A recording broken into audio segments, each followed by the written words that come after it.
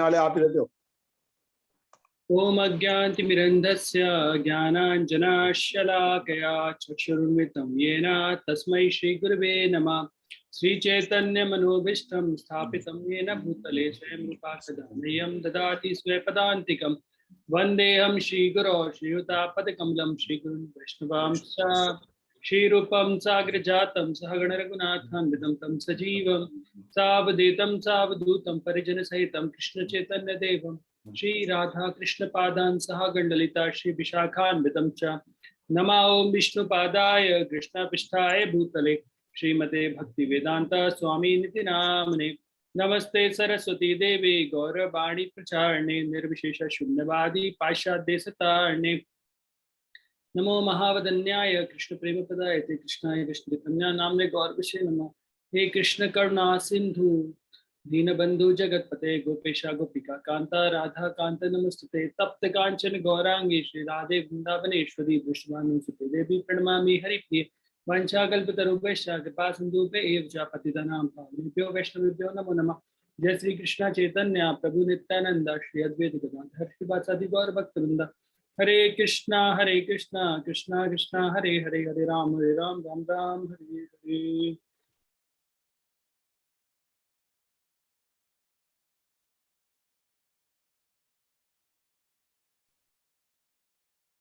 हरे कृष्णा। तो आप सभी का बहुत बहुत स्वागत है हमारे उपदेशामृत की क्लास के अंदर।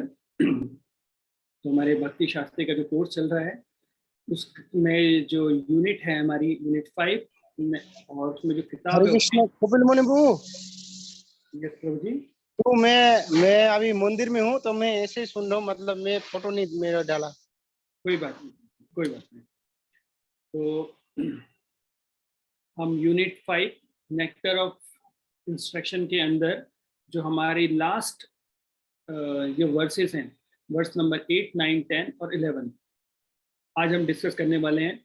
तो हम लोगों ने नेक्टर ऑफ इंस्ट्रक्शन चालू किया था फर्स्ट लेक्चर, जिसके अंदर हम लोगों ने बात की थी इंट्रोडक्शन और प्रीफेस के अंदर, जहां हमने बुक के बारे में देखा था कि कैसे यह किताब का इतिहास है, कैसे रूप गोस्वामी, फिर भक्ति विनोद ठाकुर महाराज, फिर भक्ति सिद्धांत महाराज, फिर श्रील प्रभुपाद जी ने किस प्रकार मायापुर में 1973 में इस बुक को पुनः लिखा था और अपनी कमेंट्रीज दी थी, और किस प्रकार से यह किताब एक इस्कॉन में रहने वाले व्यक्ति के लिए बहुत महत्वपूर्ण है, क्योंकि जो हम प्रभुपाद बताते हैं किस प्रकार से इस्कॉन चलने वाला है, किस प्रकार से चीज़ें आगे बढ़ने वाली है, इन किताबों पे बहुत डिपेंड करती है। और जो हमारे अंदर जिज्ञासा कई बार होती है कि मैं भक्ति में कितनी प्रगति कर चुका हूँ, क्या है, तो ये एक प्रकार का बैरोमीटर है, ये हमको बताएगा कि हम कितनी प्रगति कर चुके हैं। हमारे पास चीज़ें बहुत सारी हो सकती हैं, लेकिन ये हम कैसे खुद ही अपना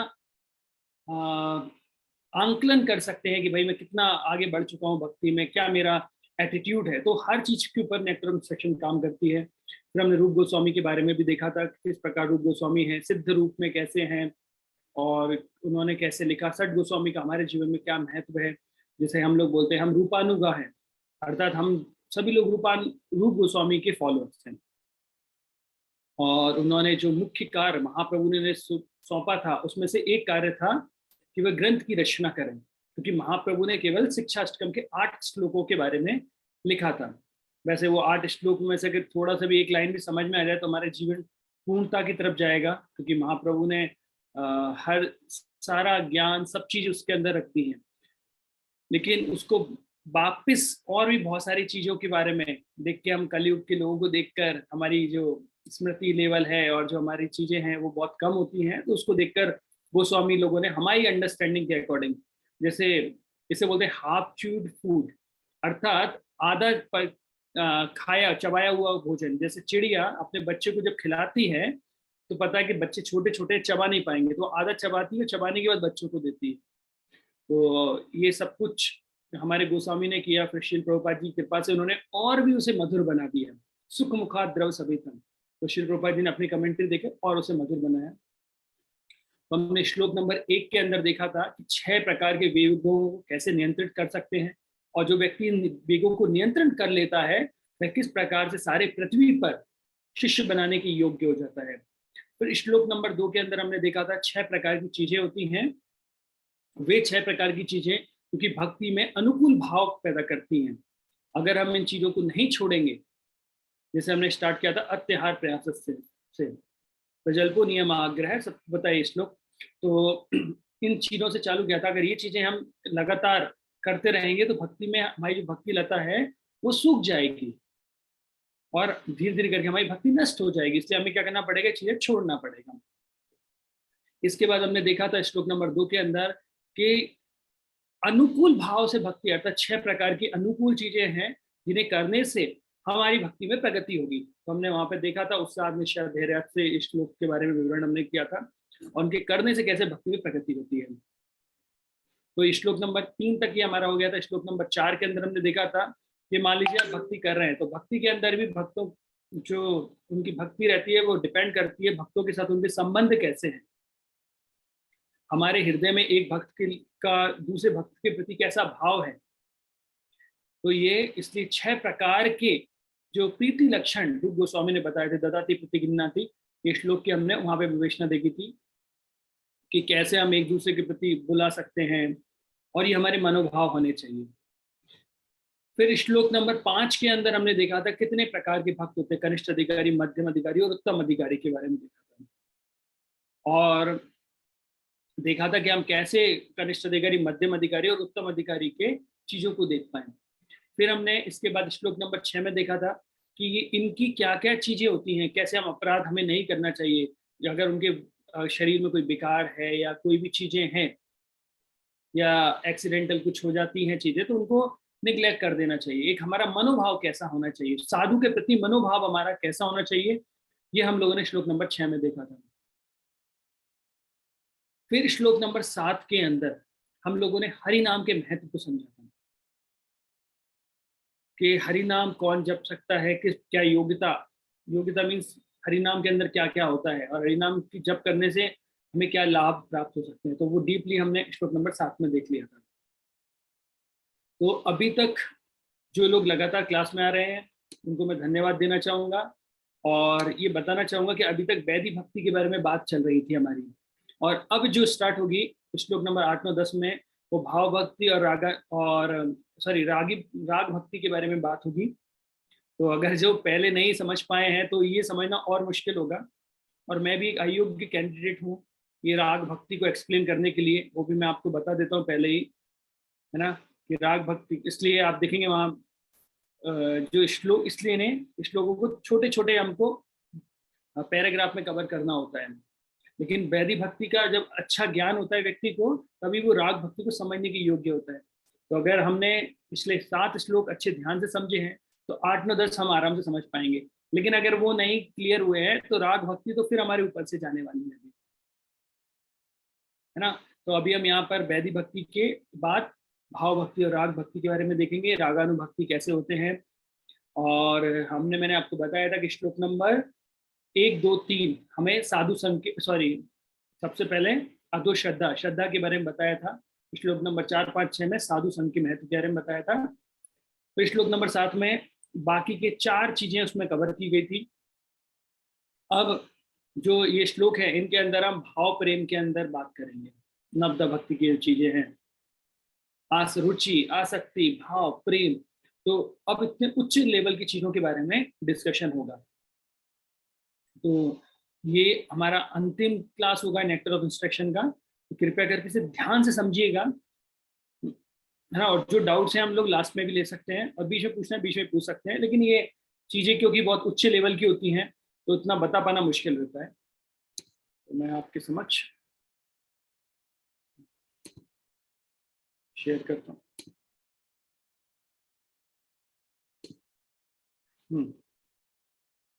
क्या आप लोग स्क्रीन देख पा रहे हैं? स्क्रीन दिखाई दे रही है आप लोगों को? यस ओके, धन्यवाद प्रभु। तो श्लोक ये आता है, तन्नाम रूपम चरित्रादि सुकृतानु स्मृत क्रमेण रसना मनसी नियोज्य पुष्टान व्रजे तद अनुरागी जनानुगामी कालम नयते अखिलम इदम उद्देश्य सारम। The essence of all advice is that one should utilize one's full time, 24 hours a day, in nicely chanting and remembering the lord's divine name.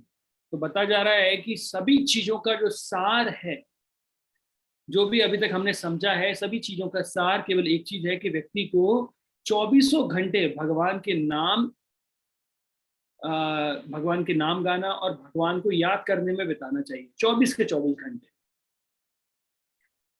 और क्या करना चाहिए? भगवान के नाम के साथ साथ डिवाइन ट्रांसेंडेंटल फॉर्म, भगवान के रूप, क्वालिटी अर्थात भगवान की जो गुण है, इटर्नल पास्ट टाइम अर्थात भगवान की लीलाएं, thereby gradually engage one's tongue and the mind.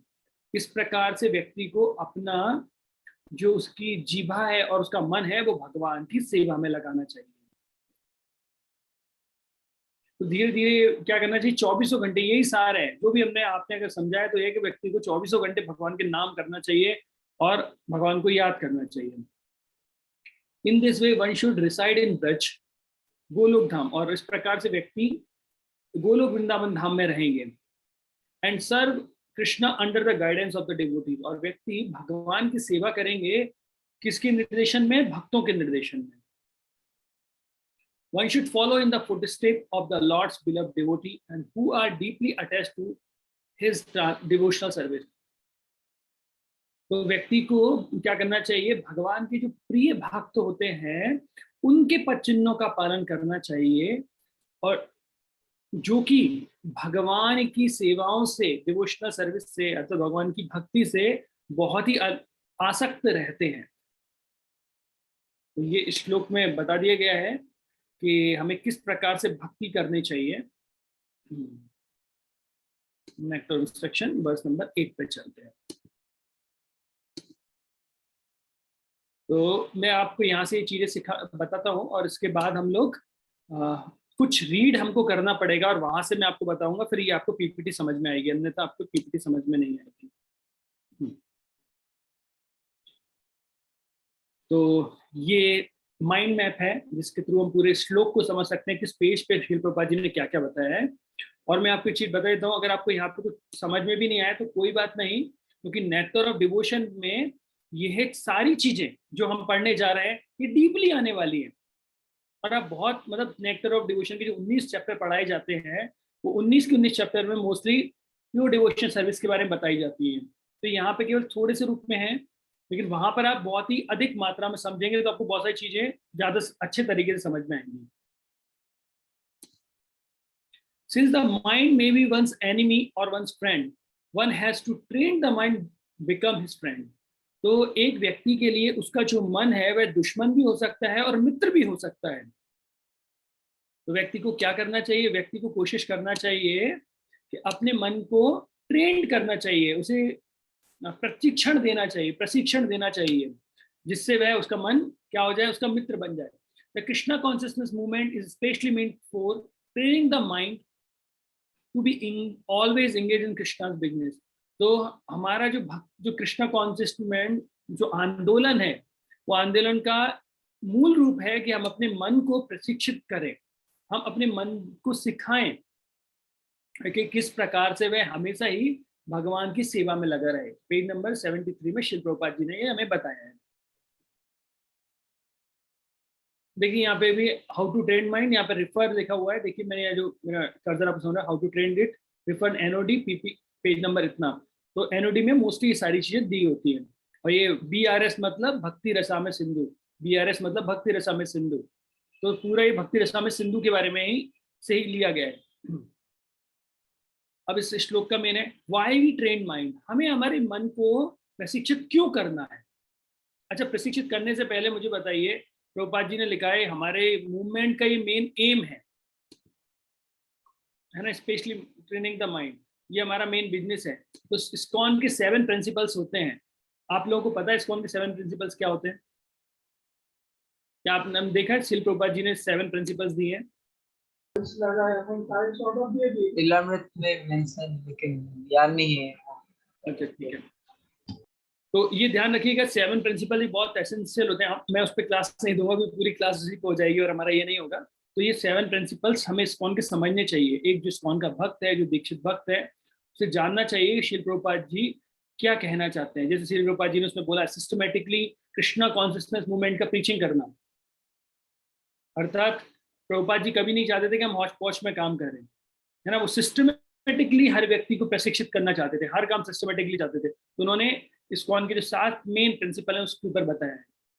तो आप वो पढ़िएगा और आपको समझ में आएगा प्रभुपाद जी ने किस किस चीजों के विषय में क्या क्या कहा है। अब यहाँ पे प्रभुपाद जी माइंड के ऊपर बोल रहे हैं। तो अभी मैं आपसे पूछता हूँ, हमें हमारे मन को प्रशिक्षित क्यों करना है?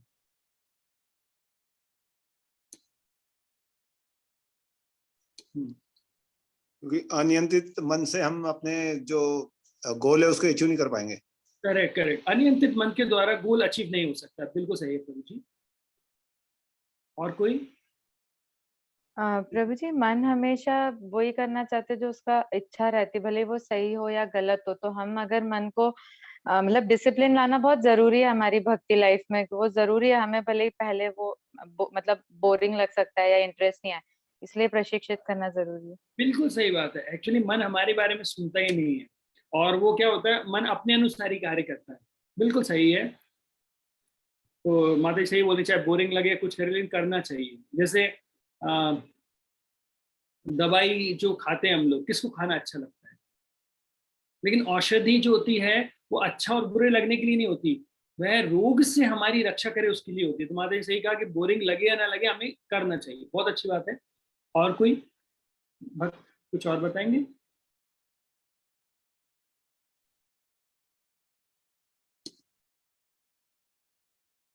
बस कंप्लीट हो गए 2 में हमारा।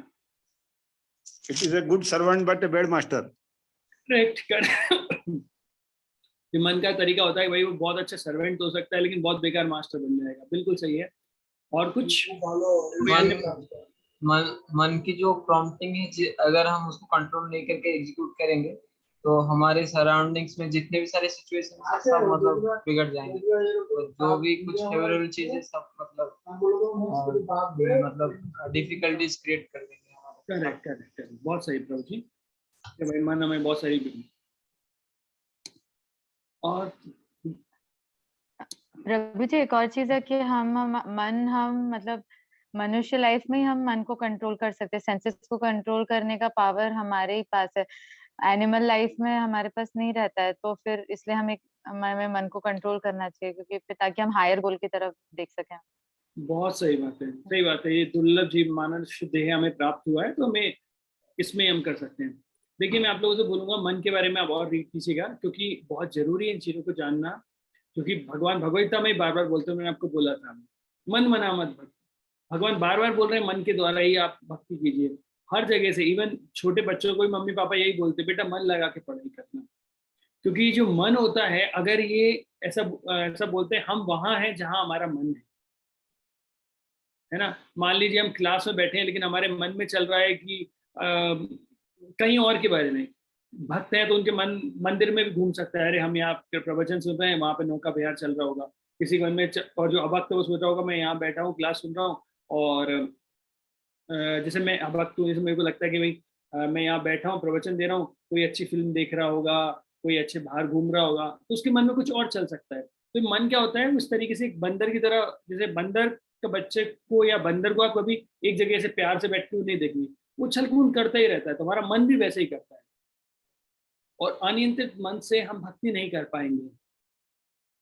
तो इसलिए मन को नियंत्रण करना जरूरी है। और जो हम हमेशा पीस की बात करते हैं, शांति की बात करते हैं, तो ये शांति तभी आती है जब व्यक्ति का मन शांत रहता है।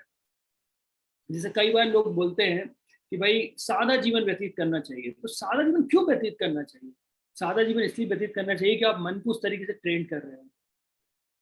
भले ही आपके पास करोड़ों रुपए हो, लेकिन आपने अनियंत्रित इच्छाएं अगर आपके अंदर हैं, जैसे रावण के पास पूरे विश्व भर की जितनी सुंदर लेडीज थी वो थी उसके महल में, फिर भी जब भी कोई नई लेडीज दिखता था, जब भी कोई नई महिला दिखता था, वो उसको लेके आ जाता था अपने महल में। क्योंकि जो काम इच्छा है वो पूर्ण नहीं होती है। इसलिए वो श्लोक था, वो लाइन थी ना कि आप लाखों लोगों की जरूरतों को पूरा कर सकते हैं, लेकिन एक व्यक्ति की लालच को पूर्ण नहीं किया जा सकता। और ये लालच, ये सारी चीजें हमारे मन से आती है। और हम जब सादा जीवन व्यतीत करते हैं, और देखिए मन जो होता है ना, एक्चुअली जो ईगो होता है वो इन दोनों के ऊपर होता है। अर्थात जो अहंकार है वो मन और बुद्धि, सॉरी, मन और बुद्धि दोनों के ऊपर ही होता है, लेकिन जो अहंकार है वो मास्टर होता है, लेकिन उसको सारी एडवाइजिंग जो होती है ना वो ये मन के जरिए से होती है। सॉरी, ईगो जो होता है मास्टर होता है, लेकिन सारी जो उसको एडवाइजें मिलती हैं वो मन से ही मिलती हैं। तो वो जो भी एडवाइस देगा वो उसे स्वीकार कर लेगा। तो इसके लिए हमें क्या करना पड़ेगा, मन को ट्रेन करना जरूरी है।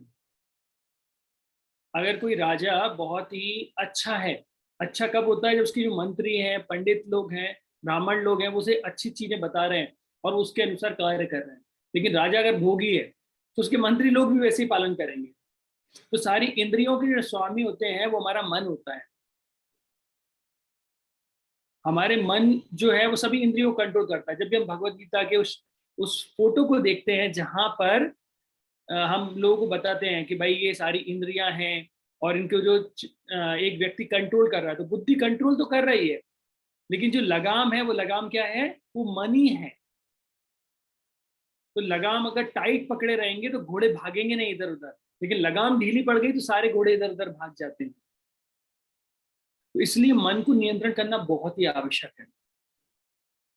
जो मन इस तरीके से बात करेगा, देखिए व्यक्ति ने मन में अगर उसने डिसाइड कर लिया ना कि मुझे इनको ऐसे समझना है, उनको वैसे समझना है, हर चीज होती है, तो वो अपने मन के अनुसार ही, जैसे कई बार क्या होता है, कई बार लोग बोलते हैं कि नहीं प्रभु जी समय नहीं निकल पाते भक्ति के लिए। एक्चुअली समय तो बहुत होता है, हर व्यक्ति के पास होता है, लेकिन उसका वो मन नहीं होता है, मन नहीं मानता है ना, इसलिए वो व्यक्ति आता भी नहीं है। हम कई बार बहुत सारे कोर्सेज करते हैं, जो बहुत सारे बच्चे मेरे पास आके बोलते हैं सर एक्चुअली करने की इच्छा होती है लेकिन हम वहां तक पहुंच नहीं पाते हैं। क्यों नहीं पहुंच पाते? क्योंकि हमारा मन उस तरीके अनियंत्रित मन है। वो आपको बोलेगा नहीं ये व्यक्ति खराब है तो वो व्यक्ति खराब है, और ये व्यक्ति अच्छा है तो व्यक्ति अच्छा है। हम जब जब चाहेंगे कि हमारा मन नियंत्रण हो तो मन उल्टा ही काम करता है। जैसे अगर आप सब एक एक्सरसाइज करें कि आंखें बंद करें और आंखें कीजिए, आप सब आंखें बंद कीजिए और आंखें बंद करके कोई भी व्यक्ति काले मुंह के बंदर को मत देखिएगा। मतलब कोशिश कीजिए कि काले मुंह का बंदर आपको दिखे ही नहीं। अब आंखें खोल लीजिए, क्या दिखाई दिया आपको? काले मुंह का बंदर, है ना? क्योंकि हम जिस चीज के लिए मना कर रहे हैं वही चीज दिखाई देता है। तो मन क्या करता है, ऐसे ही करता है, नहीं मुझे नहीं करना है। तो मन को नियंत्रण करना आवश्यक है। जैसे मन नियंत्रित हो जाएगा आप बहुत अच्छे से भक्ति कर पाएंगे। अभी जैसे कोई कोई व्यक्ति नए नए भक्ति में आता है तो क्या होता है, पहले वो अपने आप को बहुत अच्छा समझता है, धीरे धीरे सबको अपने आप को दास समझ के आगे बढ़ता है। लेकिन उसका मन क्या बोलता है, अब तो मैं भक्ति में बहुत अग्रसर हो गया हूँ, सभी तो मेरे इक्वल लेवल के लोग हैं, है ना, ये भी लोग 16 माला करते हैं, मैं भी 16 माला करता हूँ और ये भी 4 नियम, तो अपन तो बराबर हो गए। तो धीरे धीरे वो इक्वल समझने लगते हैं। फिर धीरे धीरे हमें क्या होने लगता है, हम अपने आप को ऊपर समझने लगते हैं। और वो चीजें क्या होता है, वो एक्चुअली हम भक्ति में आगे नहीं बढ़ रहे हैं, हमको लग रहा है कि हम आगे बढ़ रहे हैं लेकिन हम पीछे हटने लगते हैं। तो मन को समझाना ही पड़ेगा। जैसे प्रभुपाद जी बोलते थे कि आपका नाम क्या है इससे महत्वपूर्ण नहीं है, आपका महत्वपूर्ण है कि आप दास हो कि नहीं। कई बार लोग बोलते हैं ना मेरे नाम का मतलब क्या है, प्रभुपाद बोलते हैं दास। ये समझना जरूरी कि हम दास हैं, और ये इसका मतलब होता है मन को झाड़ू से मारना। जैसे भक्ति सिद्धांत महाराज बोलते थे कि हमारा मन बहुत ही खराब व्यक्ति है, उसको क्या करना चाहिए, सुबह झाड़ू से और रात को सुबह जूते से और रात को झाड़ू से मारना चाहिए। तो ये ऐसी चीजें होती हैं जो हमें बार बार पिन करेगी, हमको करना ही पड़ेगा। ठीक है, तो इसलिए जरूरी है। अब यहाँ प्रभुपाद जी बताते हैं the function of uncontrolled mind can be dangerous. तो अनियंत्रित मन का जो कार्य अगर रहता है, फंक्शन है उसका, वो बहुत ही खतरनाक होता है अगर वो अनकंट्रोल्ड होता है तो। जैसे इतने सारे पुलिस रहती है, इतने सारे साइबर के इंजीनियर रहते हैं, लेकिन जो हैकर्स रहते हैं उनका दिमाग उनसे तेज चलता है क्योंकि वो तोड़ लेते हैं चीजें। बनाना आसान हो जाता है लेकिन उस बनाने की वाली चीज में भी वो तोड़ निकाल लेते हैं। तो उनके पास भी ब्रेन होता है, तभी तो ऐसा कार्य कर पाते हैं। What we remember at death determines our next body। तो अभी आप जो चीजें भी उसमें अंदर घुसेड़ते जा रहे हैं, अच्छा बुरा जो सब चीजें, उससे हमारा सबकॉन्शियस माइंड बनता जाता है। और क्या होगा, मृत्यु के समय वही सारी चीजें निकल के आ जाती हैं, यम यम वापी स्मरण भाव। तो आप जैसे जैसे सोचेंगे वैसे आप बनते जाएंगे। और अंत काले छ माम स्मरण मुक्त कलेवरम। तो आप जो अंत समय में जिस भगवान को याद करेंगे या किसी और चीज को याद करेंगे, उस हिसाब से आपकी नेक्स्ट बॉडी बन जाएगी। Therefore, Sri Rupa Goswami advises us to train the mind so that it cannot but think of Krishna. इसलिए रूप गोस्वामी क्या बोलते हैं, हमें अपने मन को इस प्रकार से प्रशिक्षित करना है कि वो कुछ नहीं, केवल केवल और केवल भगवान के बारे में ध्यान करे। Similarly, he tells us the tongue should be trained to speak only of Krishna and to taste only Krishna Prasadam. और हमारी जो जीवा है इसको भी हमें ट्रेन करना चाहिए, जिससे वो केवल कृष्ण प्रसाद ग्रहण करे और क्या करे, केवल और केवल भगवान को ही, मतलब कृष्ण का नाम ले और भगवान का प्रसाद ग्रहण करे। अब देखते हैं यहाँ पे फ्रॉम वैदिक साधना भक्ति के पॉइंट ऑफ व्यू से ये चीजें कैसी होती है। Give up all material motives and desire. तो सब व्यक्ति को कहना चाहिए, इसको भक्ति करना है, सबसे पहले अन्य प्रकार की जो इच्छाएं उसके मन में होती हैं, जो पूजा लाभ प्रतिष्ठा की हमारे मन में इच्छाएं होती हैं, वो सब छोड़ देना चाहिए। ये जो प्रतिष्ठा होती है वो हर व्यक्ति चाहता है, इसलिए भक्ति सिद्धांत महाराज ने या बहुत अलग अलग साधुओं ने इसके बारे में बहुत सारी चीजें बोली है। आप जानते हैं प्रतिष्ठा के बारे में? कुछ किसी को पता है कि प्रतिष्ठा के बारे में क्या बोला गया है? जडेरो प्रतिष्ठा सुकरी प्रतिष्ठा। हाँ, प्रतिष्ठा कोई और कुछ?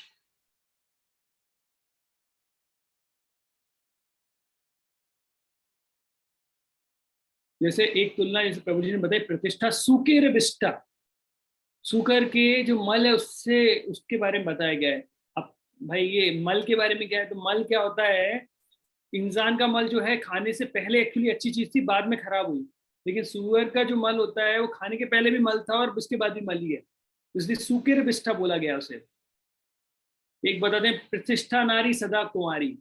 तो प्रतिष्ठा जो होती है, फेम होती है, तो प्रतिष्ठा नारी सदा कुंवारी, वो हमेशा कुंवारी रहती है। क्यों? क्योंकि जो उसे चाहता है वो उसके पास नहीं जाती है, और जो उसे नहीं चाहता है वो उसके पास जाती है। तो जो व्यक्ति प्रतिष्ठा चाहेगा, प्रतिष्ठा उसके पास नहीं जाएगी, लेकिन जो नहीं चाहता है प्रतिष्ठा उसके पास जाती है। इसलिए प्रतिष्ठा नारी सदा कुंवारी। कनक कामनी प्रतिष्ठा बागनी। तो यहाँ क्या बोला, कनक कामनी। कनक मतलब सोना या पैसा, कामनी अर्थात स्त्री, और प्रतिष्ठा, और क्या होता है प्रतिष्ठा बागनी। यहाँ पे बाघ का एग्जाम्पल क्यों नहीं लिया गया है, बागनी क्यों बोला गया है, प्रतिष्ठा बागनी क्यों बोला गया है? बोल रहे थे प्रभु जी कि वो जब वो टाइग्रेस होती है, उसके जो बच्चे जो होते हैं उनको छेड़ते हैं तो ज्यादा डेंजरस हो जाती है। इसके एक्चुअली शिकार बाघनी करती है, और बाघनी ज्यादा डेंजरस होती है बाघ से, इसलिए यहाँ पे बोला गया है प्रतिष्ठा बाघनी। तो आप सब देख सकते हैं कि प्रतिष्ठा के बारे में कितनी चीजें बोली गई हैं यहाँ पे। तो हमें उस चीज से बचना चाहिए। Give up all material motives and desire, है ना। Engage in regulative devotional service according to the direction of the scripture. तो हमें जो शास्त्रों में जो बताया गया है उसके नियम के अनुसार से भक्ति करना चाहिए। अब हमारे मन में क्या आ जाता है, थोड़ी सी कुछ सेवा हम करते हैं और हम थोड़ा सा अपने आप को फूले हुआ देखने लगते हैं, है ना। क्यों? क्योंकि हमारे अंदर से हवा भरने लगती है, और ये हवा काय की होती है, ईगो की होती है, अहंकार की होती है। और कोई भी एक छोटी सी पिन मारता है, भम करके फूट जाता है। इसलिए बार बार लोगों से बोलते हैं राधे राधे कहो, छोटे बन के रहो। अगर छोटे बन के नहीं रहेंगे तो क्या होगा, वो हमारा अहंकार फट करके हमको फोड़ देगा। देखिए, जैसे कोई बोलते हैं आज कोई भी चीज होती है, वहां पर पहले एक व्यक्ति होता है, उसका कुछ समय तक समय चलता है, जैसे सूर्य उदय होता है, फिर एक हाइट पे आता है, धीरे धीरे करके ढलने लगता है, फिर नेक्स्ट डे फिर उठता है, फिर हाइट पे आता है, फिर ढलने लगता है। उसी तरीके से हर एक व्यक्ति भी, हमने भी सेवा की है, और हमसे पहले भी लोगों ने सेवा की है, तो वो भी सेवा कर रहे हैं, और एक समय तक उन्होंने किया, फिर इसके बाद कोई और आया, फिर कोई और आया, तो ऐसे आते आते हैं। जैसे पहले क्रिकेट में गावस्कर जी चलते थे, तो उसका सचिन तेंदुलकर चलने लगे, फिर महेंद्र सिंह धोनी आए, उनने भी संन्यास ले लिया, अभी विराट कोहली खेल रहे हैं। तो धीरे धीरे करके क्या हो रहा है, एक के बाद एक व्यक्ति आ रहा है, लेकिन व्यक्ति सोचे मैं ही इससे अटैच रहूं, संभव नहीं। तो हमें देखना पड़ेगा किस समय हमको क्या कार्य करना है। जब गुरु महाराज बोलते थे कि भाई यूथ में बहुत पावर होती है, अभी तुम्हारा टाइम है तो प्रीच करो, मैं तुम्हें एडवाइस करूंगा, मैं तुम्हें गाइड करूंगा, लेकिन एग्जीक्यूट तुम लोगों को करना है। That is the meaning. तो हमको वो समझना चाहिए। और जब हम ऐसे कार्य करते हैं देश काल परिस्थिति को देख के, तो तब क्या होता है, जो जो डूबे श्याम रंग तो उज्जवल हो। तब क्या होता है, वो व्यक्ति जैसे जैसे मतलब श्याम रंग डूबता है वैसे वैसे उज्जवल होता जाता है, वैसे वैसे उसकी वैल्यू बढ़ती जाती है। जैसे आज हमारे मंदिर में कुछ सन्यासी आते हैं तो हर व्यक्ति उनके पीछे भागता है ना। कोई बाहर का व्यक्ति देखे तो क्या सोचे, बोला ये देखने में भी अच्छा नहीं है, बाल भी नहीं है, सुंदरता भी नहीं है, और बूढ़े व्यक्ति के पीछे सब लोग भाग रहे हैं। तो जो भक्ति जानता है वो उस चीज को समझ के उनके पीछे भागेगा। वो उनके शरीर के पीछे नहीं, वो उनकी भक्ति के पीछे भाग रहे हैं। Follow the progressive regulative principles, namely chanting and remembering Krishna. तो हमको क्या करना चाहिए, भगवान के नाम का जप करना चाहिए, भगवान को याद करते रहना चाहिए। देखिए यहाँ पे रिमेम्बरेंस के लिए बहुत सारी चीजें बताई जा रही है। when one has developed true taste and attachment, he can try to live in Vrindavan and spontaneously serve Krishna's lotus feet.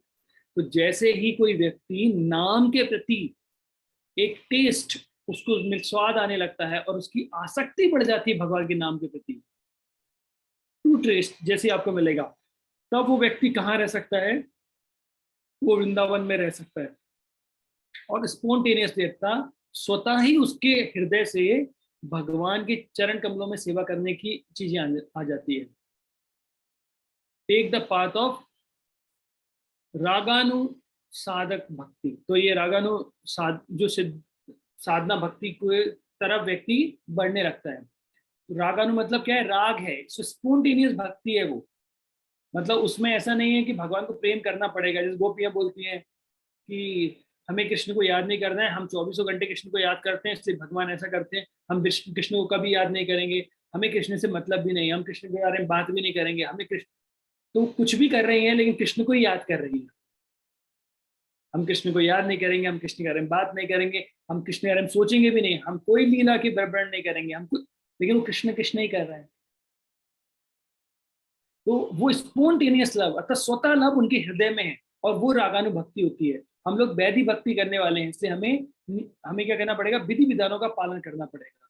और जिस समय आपको लगे, आपके गुरु से पूछ सकते हैं कि भाई आपके टेस्ट आपको डेवलप हो गया है, भगवान के प्रति आसक्ति डेवलप हो गई है ना, तो उस समय हम उनको पालन कर सकते हैं गुरु के निर्देशन में। फ्रॉम रागानु साधन भक्ति के उससे देखते हैं, ये देखा था हमने वैदिक के उससे। One should reside in Braj if not physically mentally. तो हर एक रागानुभक्त जो होते हैं ना, वो बोलते हैं कि हमको कहाँ रहना चाहिए, वृंदावन धाम में रहना चाहिए। अगर फिजिकली पॉसिबल नहीं है तो मानसिक रूप से मेंटली रहना चाहिए वहाँ पे। जैसे आप लोग भी, अपन लोग भी रह सकते हैं। जैसे आज हम यहाँ जप कर रहे हैं, मान लीजिए हम घर पे भी जप करते हैं, तो हमने अगर सोचते हैं हमारे मन में कि अरे मैं तो आज मदन मोहन के चरणों में बैठ के जप कर रहा हूँ या राधा कुंड पे बैठ के जप कर रहा हूँ, तो आपका मन अगर वहां पर है तो आप वहीं पर रहेंगे वृंदावन में, तो मेंटली एटलीस्ट हम रह सकते हैं। Under the shelter of an advance devotee there, तो वहां पर हमें क्या करना चाहिए, जो शेल्टर किसके, एडवांस डिवोटी के शेल्टर में। अपने मन को गुरु नहीं बनाना चाहिए, कोई एडवांस डिवोटी जो भक्ति में उच्च बड़े चढ़े हैं उन लोगों के अधीन होकर भक्ति करना चाहिए। Absorb in remembrance of Krishna and his associate, और भगवान के को याद करने में, उनके रिमेम्बरेंस और उनके एसोसिएट्स अर्थात भगवान के भक्तों को उनको याद करने में ज्यादा एब्जॉर्ब होना चाहिए, मतलब तल्लीन होना चाहिए व्यक्ति को। Follow in footstep of a particular associate, enter under the their direct eternal guidance and shelter. अब यहाँ पे बताया गया है कि भैया भगवान के जो एसोसिएट्स हैं, भगवान के जो पार्षद गण हैं, उनके डायरेक्शन में, या फिर भगवान के जो भक्त हैं गुरुदेव के, उनके अंडर में हमें रहना चाहिए। और वो हमको बताएंगे कि ऐसा भी होता है कि हमारा स्वरूप क्या है, इन सब के चीजों के बारे में वो हमको समझा सकते हैं, लेकिन अभी नहीं, रागानुभक्त के लिए। This method is applicable both in stage of Sadhana and साध्य। तो ये दोनों ही स्टेज, साधना और साध्य, दोनों के लिए ही ये है। अभी मैं आपको ये श्रवण दशा और इन सबको बताता हूँ कि श्रवण दशा, वरण दशा और ये क्या होती है, तो हम शील प्रभुपाद जी के परपोर्ट से ही समझेंगे। शील प्रभुपाद जी ने बहुत अच्छे परपोर्ट में समझाया हुआ है। तो ये लास्ट के केवल 2 पैराग्राफ पढ़ेंगे तो हमको चीजें समझ में आने लगेगी। देखिए प्रभुपाद जी ने बहुत छोटे छोटे परपोर्ट दिए हैं यहाँ पर। अब लास्ट किस में समझिएगा, मैं एक एक लाइन करके आपको समझाता हूँ। In the neophyte stage one should always engage in hearing Krishna katha. तो बोले हैं कि जो व्यक्ति अभी नए नए भक्ति में आए हैं, न्यूफाइड स्टेज जो है, उसमें व्यक्ति को हमेशा कृष्ण कथा का श्रवण करना चाहिए। दिस इज कॉल्ड श्रवण दशा। तो इसको क्या बोलते हैं? श्रवण दशा बोलते हैं।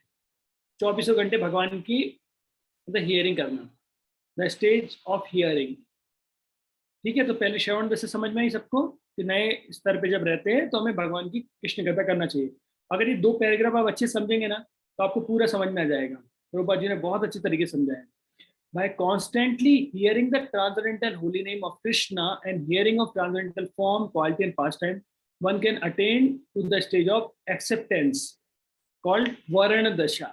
और जब व्यक्ति पहले नए में सुना उसने और फिर वो क्या करता है, भगवान के नाम, भगवान के रूप, गुण, लीला सबके बारे में लगातार सुनते रहते हैं और उसको एक्सेप्ट कर लेते हैं, तो उसे बोलते हैं वरण दशा। दूसरा, when one attains his stage he become attached to hearing Krishna कथा। और जैसे ही कोई व्यक्ति उस स्टेज पे आ जाता है तो क्या हो जाता है, अटैच, उसकी आसक्ति बढ़ जाती है कृष्ण कथा सुनने की। when one is able to chant in ecstasy, और व्यक्ति कोई भाव में आके जप करता है, he attain the stage of स्मरण वस्था। मतलब ये स्मरण अवस्था के बारे में बात कर रहे हैं। जब व्यक्ति भगवान के नाम के प्रति आसक्त हो गया है और भाव एक्सटेसी में आ गया है, एक्सटेसी के साथ जब करता है तो स्मरण अवस्था में आ जाता है। द स्टेज ऑफ रिमेम्बरिंग उसको बोलते हैं जहां पर व्यक्ति याद करता है उस स्टेज को। तो वहां पर क्या होगा, द स्टेज ऑफ रिमेम्बरिंग, भगवान को याद करेंगे। रिकलेक्शन, रिकलेक्शन मतलब जो पास्ट टाइम को हम रिकलेक्ट करते हैं। एब्जॉर्प्शन, बिल्कुल एब्जॉर्ब हो जाते हैं।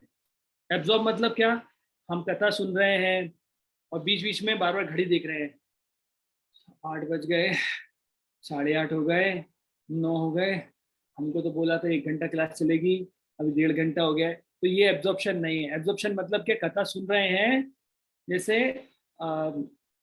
परीक्षित महाराज कथा सुन रहे हैं, 7 दिन 7 रात बिना खाए बिना पिए केवल भगवान के जो लीला अमृत है उसका श्रवण कर रहे हैं। एब्जॉर्ब हो गए, सुबह से शाम हो गई का पता ही नहीं रखते, जिसको एब्जॉर्प्शन है ना। 16 माला करते समय मालाएं नहीं गिनते, साक्षी माला 6 बची हैं, 5 बची हैं, 4 कंप्लीट,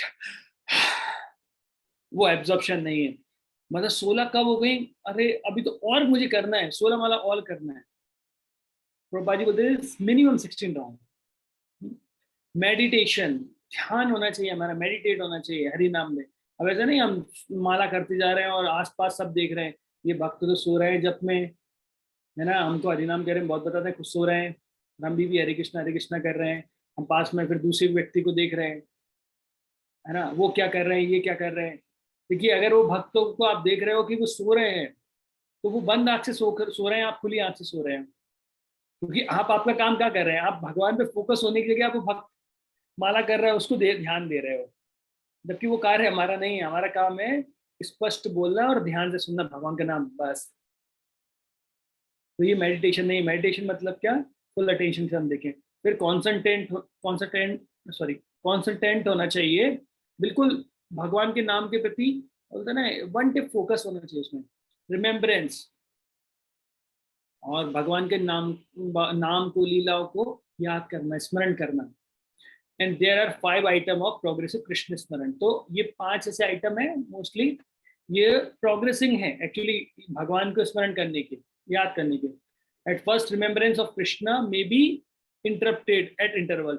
जब हम भगवान को स्मरण करना प्रारंभ करते हैं तो हमारी बीच बीच में इंटरप्टेड मतलब होता है बीच बीच में कट जाती हैं चीजें, तो वो ऐसा होता है, उसे फर्स्ट स्टेज बोलते हैं। But later remembrance proceed uninterrupted. लेकिन फिर धीरे धीरे जब हम लगातार स्मरण करते जाते हैं तो वो क्या होते हैं, अनइंटरप्टेड, मतलब कोई भी विघ्न नहीं आ रहा है, कुछ भी नहीं हो रहा है, आप भगवान को स्मरण कर पा रहे हैं। When remembrance is uninterrupted, it becomes concentrated and it is called meditation. जब आपका स्मरण जो है कैसा हो गया है, कोई भी उसमें विघ्न नहीं है, लगातार आप सोच पा रहे हो, तो मेडिटेशन में बदल जाता है। When meditation expand and become constant, it is called अनुस्मृति।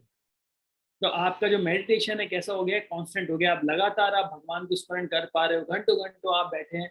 Actually रागानुभक्ति मतलब वो कितना लंबा चलता है वो नहीं बोल सकते, तो अनुस्मृति में आ जाता है। और by uninterrupted and unceasing anusmriti one attain the stage of samadhi. तो जब ऐसी अनुस्मृति जब चलती है तो फिर हम समाधि के लेवल पे आ जाते हैं, उसको बोलते हैं स्पिरिचुअल ट्रांस। कई बार लोग बोलते हैं कि हम समाधि में बैठ गए थे और 2 घंटे कब निकल गए वो पता नहीं लगा। तो एक्चुअली समाधि से नहीं पता लगा, वो एक्चुअली नींद कब लग गई थी उससे पता नहीं लगता है लोगों को। उनको लगता है कि नींद लग जाना तो समाधि होती है, तो नींद लगना समाधि नहीं है। जब व्यक्ति 24 घंटे भगवान कथा सुनता है, ये सारी चीजें बता रहे हैं ऐसे स्मृति। आफ्टर स्मरण दशा और समाधि samadhi has fully developed, the soul comes to understand his original constitutional position. और जब ये दशा समाधि हो जाती है तब व्यक्ति जो सोल होता है, आत्मा होता है, वो अपने स्वरूप को जान पाता है कि असली में क्या स्वरूप है उसका। At that time he can perfectly and clearly understand his eternal relationship with Krishna. और इस दशा में जब समाधि में व्यक्ति जान पाता है कि भगवान के साथ उसका संबंध क्या है। This is called संपत्ति दशा, द परफेक्शन ऑफ लाइफ। और ये होता है परफेक्शन ऑफ लाइफ। अब देखिए नेक्स्ट पैराग्राफ बताइए, Chaitanya Charitamrita advise those who are neophyte give up all kind of motivated desire and simply engage in the regulative devotional service of the Lord according to the direction of scripture. तो चेतन चरितामृत में क्या बताया गया है कि जब हम भक्ति में अभी नए हैं तो हमें सभी प्रकार की दूसरी भक्ति को छोड़ के बाकी किसी प्रकार की इच्छा नहीं रखनी चाहिए, और जो शास्त्रों में बताया गया उन्हीं के अनुसार भक्ति करना चाहिए। In this way a neophyte can gradually develop attachment for Krishna's name, fame, form, qualities and so forth। और ऐसे करने से क्या होगा, व्यक्ति धीरे धीरे भगवान के नाम, भगवान के रूप, भगवान को लीला सब के बारे में जान पाएगा। अटैचमेंट अर्थात आसक्ति प्राप्त कर लेगा। When one has developed such attachment, he can spontaneously serve the lotus feet of Krishna even without following the regulative principle। अभी ये लाइन बहुत ध्यान से समझिएगा। बोला कि जब व्यक्ति इस अटैचमेंट वाली दशा में आ जाता है, मतलब आसक्ति वाले भाव में आ जाता है, तो उसका भगवान के प्रति स्वतः प्रेम जागृत हो जाता है। और ऐसी परिस्थिति में वो रेगुलेटरी प्रिंसिपल को फॉलो करे या ना करे। देखिए यहाँ पे समझना है, फॉलोइंग द रेगुलेटरी प्रिंसिपल वो करता है, विदाउट फॉलोइंग वो भक्ति कर पाएगा। उस समय उसके लिए कोई नियम कानून नहीं बचते हैं। दिस स्टेज इज कॉल्ड राग भक्ति, और इस स्टेज को बोलते हैं राग भक्ति, और devotional stage in spontaneous love, और ये होता है स्वतः प्रेम वाली stage. At that stage the devotee can follow in footstep of one of the eternal associate of Krishna in Vrindavan. और इन परिस्थिति में वो व्यक्ति क्या करता है, जो वृंदावन में भगवान के कोई एसोसिएट हैं, नित्य पार्षद हैं, उनके चरण कमलों को फॉलो करता है। दिस इज कॉल्ड रागानु भक्ति, और इसको बोलते हैं रागानु भक्ति, है ना। तो वृंदावन के जो भी कोई भगवान के एसोसिएट है उनके फॉलो करते हैं। रागानु भक्ति और spontaneous devotional service can be executed in the शांत रस। तो आप शांत रस में भी कर सकते हैं भक्ति। कैसे? One aspire to be like Krishna's cow और द स्टिक और द फ्लूट। कोई भगवान की गाय बन सकता है, भगवान के हाथ की छड़ी बन सकता है, या भगवान की मुरली बन सकता है in the hand of Krishna, और द फ्लावर अराउंड कृष्णा's neck, और भगवान की माला के रूप में भी शांत रस में। फिर दास रस में कैसे होता है? One follow in the footstep of servant like चित्रक, पत्रका और रक्तका। ये आप इसमें देखना है ना, कृष्णा बुक जब पढ़ते हैं इन सबके नाम आते हैं, भगवान के इक्वल वाले कौन है, भगवान के सीनियर कौन है, तो उसमें आते हैं। तो दास भाव में ये लोग सब भगवान के दास भाव में सेवा करते हैं, चित्रक और इन द फ्रेंडली साख्य रस one can become a friend like Balram, Baldev, Shridama, Sudama. तो दोस्त के रूप में भी हम कर सकते हैं, मित्र के रूप में, और वात्सल्य रस के रूप में भी हम कर सकते हैं, जैसे नंद महाराज यशोदा करती हैं, और फिर माधुर्य रस में, अर्थात माधुर्य रस में भी कर सकते हैं, जो श्रीमती राधा रानी करती हैं, और हर लेडी फ्रेंड और जो राधा रानी की सहेलियां हैं, जैसे ललिता देवी हुई, विशाखा देवी हुई, और जो मंजरियां हैं जैसे Rupa Manjari, Rati Manjari, this is essence of all instruction in the matter of devotional service. बोला ये सभी का सार रूप में श्री प्रभुपाद जी ने हमें बता दिया। अब मैं आपको ये वाला जो है ये आपको बता देता हूँ। ये सेम डायग्राम है जो मैंने आपको बताया। स्मरण दशा मतलब कॉन्स्टेंटली हियरिंग में रहते हैं। स्मरण दशा से जब हम अटैच हो जाते हैं तो वरण दशा आती है, एक्सेप्टेंस, अटैचमेंट टू हियरिंग। फिर इसके बाद स्मरण वस्तुता आती है, जिसके अंदर 5 चीजें आती थी।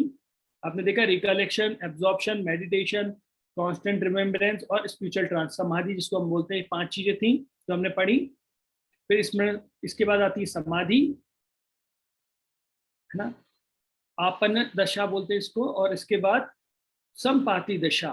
तो ये सारी की चीजों के बारे में हम लोगों ने यहाँ पर पढ़ लिया। अब हम चलते हैं वर्ष नंबर 9 के अंदर। वर्ष नंबर 9 क्या बोलता है? यहाँ पर हम राधा कुंड के महत्व के बारे में जानेंगे। तो मैं आपको श्री प्रभुपाद जी, देखिए ये रागानुभक्ति से मैं आपको श्री प्रभुपाद जी के सारे परपोर्ट से लेके जा रहा हूँ। वैकुंठ जनित वर मधुपुरी तत्रापि रसोत्सवत् वृंदारण्य उदार पानी रम्यात तत्रपि गोवर्धन राधा कुंडम इह पी गोकुल पते प्रेमामृत पालन पलवंत कुर्यात अश्य वृजा जातो गिरितते सेवम विवेकी न कहा। हाँ, अब इसको हम समझते हैं। The holy place known as Mathura is spiritual superior to Vaikuntha. ये बता रहे हैं कि जो मथुरा नगरी है वो बैकुंठ से उच्च होती है। ये अभी आध्यात्मिक जगत के बारे में बात हो रही है, देख लीजिएगा ना, ये आध्यात्मिक जगत के बारे में बात हो रही है। पूरी पूरी धीरे धीरे हम आगे बढ़ रहे हैं रागानुभक्ति भाव भक्ति में। The transcendental world the god lords appear there. जो मथुरा है वो बैकुंठ से बहुत ऊपर होती है, क्योंकि वहां पर भगवान ने अवतरण लिया था। Superior to Mathurapuri is the transcendental forest of Vrindavan. और मथुरापुरी से भी ऊपर वृंदावन होता है, बिकॉज वहां पर भगवान ने कृष्ण रास लीला पास टाइम, इसलिए भगवान ने वहां पर रास लीला के लीला की थी, इसलिए वृंदावन वहां से, वृंदावन है वो ऊपर है। And superior to forest of Vrindavan is Govardhan hill. और वृंदावन से भी ऊपर कौन है? गोवर्धन हिल। और it was raised by the divine hand of Shri Krishna and was the site of his various loving pass time. क्योंकि गोवर्धन हिल के ऊपर भगवान की बहुत सारी प्रेममयी लीलाएं हुई हैं, और भगवान ने खुद अपने हाथों से सारी कार्य किए हैं वहां पर। And above all the super excellent Shri Radha Kund stand supreme. और इन सब से ऊपर, मतलब गोवर्धन से भी ऊपर कौन है? राधा कुंड है। सुप्रीम लिखा है यहाँ पे ना। वो it is overflooded with the ambrosial nectarium prema of the Lord of Gokul Shri Krishna. क्योंकि वो भगवान की प्रेम, मतलब प्रेम से भरा हुआ है, और प्रेम से भरा नहीं, फैल रहा है, प्रेम ज्यादा उसमें ओवरफ्लोड हो रहा है। Where then is the intelligent person who is unwilling to serve this divine Radha Kund, which is situated at the foot of the Govardhan Hill? तो ऐसा कौन बुद्धिमान व्यक्ति नहीं होगा जो उस राधा कुंड पर जाकर निवास नहीं करेगा, या सॉरी इनकी सेवा नहीं करेगा ऐसी राधा कुंड की, जो कि गोवर्धन हिल पे है, अवेलेबल है। तो ऐसा राधा कुंड की कौन सेवा नहीं करना चाहेगा? तो ये यहाँ पे बताया गया है। तो देखिए ये इस तरीके से है। सबसे नीचे बैकुंठा आप दिखाई दे रहे होंगे, स्पिरिचुअल वर्ल्ड। से आप जानते हैं भगवान बोलते हैं कि ये जो भौतिक जगत होता है वो मेरी एक पात विभूति है, मतलब 25% है, और 3 पात विभूति अर्थात जो 3/4 है वो भगवत धाम में है। इसलिए यहाँ पे लिखा है 3/4 of total creation supreme to the material world. तो 1 पात विभूति मतलब ये भौतिक जगत, और 3 पात विभूति मतलब बैकुंठ आध्यात्मिक जगत। तो वो ये स्पिरिचुअल वर्ल्ड के बारे में, आध्यात्मिक जगत के बारे में बात हो रही, बैकुंठ। उनके ऊपर आता है मथुरापुरी, जो हमने देखा, क्योंकि भगवान वहां पे निरंतर, क्योंकि भगवान अवतरण लेते हैं मथुरापुरी में। और उस मथुरापुरी से ऊपर आ गया वृंदावन के 12 वन, 12 वन। और ये क्यों? क्योंकि यहाँ पर भगवान ने अपनी प्रेममयी लीलाएं की हैं। और उनके ऊपर गोवर्धन हिल, क्योंकि भगवान ने एक तो अपनी उंगली पर उसे उठाया था, तो भगवान का स्पर्श उनको प्राप्त हुआ। और भगवान की जो गायें थी या फिर जो ग्वाले थे वो वहां पे जाते थे और लीलाएं करते थे। और भगवान श्रीमती राधा रानी से भी वहीं पर गोवर्धन पे मिलते थे, और उनके कई, मतलब राधा रानी से और अन्य गोपियों से मिलते थे, और उनकी वहां पे कई लीलाएं होती थी। और सबसे ऊपर कौन है? अब देखिए, हम आध्यात्मिक जगत में भी सबसे ऊपर पहुंच रहे हैं। तो आध्यात्मिक सबसे ऊपर कौन है? Shri Radha Kund, love of Krishna's overflow. तो यहाँ पर जो है भगवान का जो प्रेम है, एक्चुअली भगवान के लिए प्रेम है, वो पूरा, जैसे कोई बाल्टी नल हमने चलाया और वो क्या होता है, भर जाता है, फिर फैलने लगता है, फिर कैपेसिटी से बाहर हो गया। वहां भगवान के लिए प्रेम इतना है कि वो ऊपर से फ्लो हो रहा है। Site of many memories of eternal loving affair of Radha. तो भगवान की अनगिनत वहां पर बहुत सारी लीलाएं वहां पे हुई हैं। और इसलिए श्री चैतन्य महाप्रभु ने इनको पुनः, उनको डिस्कवर, पुनः खोज कराई थी इनकी, क्योंकि एक समय के कारण वो चीजें लुप्त हो गए थे। तो जो गोस्वामी को एक आदेश दिया था लुप्त तीर्थ उद्धार के लिए, राधा कुंड और वगैरह को, बाकी तीर्थों को भी उन्होंने उसका क्या किया था, वापस खोज की थी चैतन्य महाप्रभु से। गौड़ी, और ये गौड़ीय वैष्णव के लिए तो बहुत महत्वपूर्ण प्लेस है। और अन्य संप्रदाय के लोग हैं या बाकी लोग हैं, वो इतना राधा कुंड के महत्व को नहीं जान पाते, लेकिन एक गौड़ीय वैष्णव को इसके बारे में बहुत समझ में आता है, और वो बहुत इसके बारे में बात करते हैं। तो ये मैप जो हमने अभी अभी देखा, आप देख सकते हैं, मैंने अभी आपको यही समझाया। अभी मैं आपको पहले मैप उसके जरिए बताया, मैं आपको अभी ये मैप के जरिए बताता हूँ। बैकुंठ है ना, पहले भौतिक जगत से तो बैकुंठ ऊपर है, आध्यात्मिक जगत।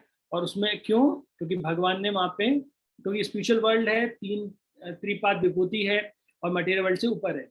उससे ऊपर मथुरा, क्योंकि भगवान ने वहां पे अवतरण लिया। और तो ये अब भगवान आते हैं तो भगवान अपने धाम को भी लेके आते हैं, तो भगवान मथुरा को यहाँ पर भी लेके आए ना। जैसे कोई बड़ा व्यक्ति आता है तो सीएम आएगा तो उसकी कारें साथ में आती हैं, अकेली एक कार नहीं चलती सीएम की, है ना। 5-10 कार आगे, 5-10 कार पीछे, मतलब 5-10 कम बोल रहा हूँ, बहुत सारी। तो भगवान भी अपने धाम को लेके आते हैं। वृंदावन की जो 12 फॉरेस्ट हैं और सभी फेमस हैं भगवान की लीलाओं के लिए। गोवर्धन हिल भगवान ने खुद ने उठाया था, गाय वहां घूमने आती थी, और वहां पे राधा कुंड भी है, और भगवान के साथ बहुत सारी लीलाएं हुई है। अब राधा कुंड, गोवर्धन हिल की, मतलब है कि at the foot of Govardhan hill पे राधा कुंड है। और जो भक्ति में बड़े चढ़े लोग होंगे, जो भक्ति में बहुत एडवांस हैं, उन्नत भक्त हैं, वो राधा कुंड पे रहते हैं, उन राधा कुंड की सेवा करते हैं। चैतन्य महाप्रभु ने 6 गोस्वामी के द्वारा वापस का खोज कराई थी। राधा कुंड, बहुत सारे भगवान की लीलाएं वहां पे हुई है, और गौड़ी भक्तों के लिए बहुत ही प्रिय है। अन्य संप्रदायों का हम कुछ भी नहीं कह सकते। चलते हैं श्लोक नंबर 10 की तरफ। मैं अभी कंप्लीट कर दूंगा, तो श्लोक के बाद फिर आपको जो प्रश्न है वो आप कर लीजिएगा। डायरेक्ट आपको कर्मिभ्य परितो हरेर परियत्या वैकृतिम ययोर ज्ञानीस दिव्यो ज्ञान विमुक्त भक्ति परम प्रेमक निष्ठास्तथा दिव्यस्तः पशुपाल पंकज दृश्य कवियो पीसाराधिका प्रतिष्ठा प्रतिष्ठा तद्वत् इमहं तदीय सरसीताम नासरेत यह कृति। सॉरी, ये संस्कृत का श्लोक थोड़ा सही से नहीं पढ़ पाया, उसके लिए। In the shastras it is said that all type of fruitive worker, he who advanced in knowledge of higher values of life, is favored by Supreme Lord Hari। बोले सभी प्रकार के जो सकाम कर्मी होते हैं, जो ज्ञान में थोड़े बड़े होते हैं, वो भगवान के द्वारा फेवर्ड होते हैं। Out of many such people who are advance in knowledge, jnani one who is perfectly liberated by virtue of his transcendental may take devotion. और इन सभी में से जो ज्ञान में अग्रसर होते हैं, ज्ञानी बोलते हैं, वो भक्ति के पाथ को स्वीकार करते हैं। He superior to the others, वो अन्यों से ऊपर होते हैं। However one who has actually attend प्रेमा pure love of Krishna is superior to them. लेकिन जिनको भगवान का प्रेम प्राप्त होता है, वह उनसे ऊपर होते हैं।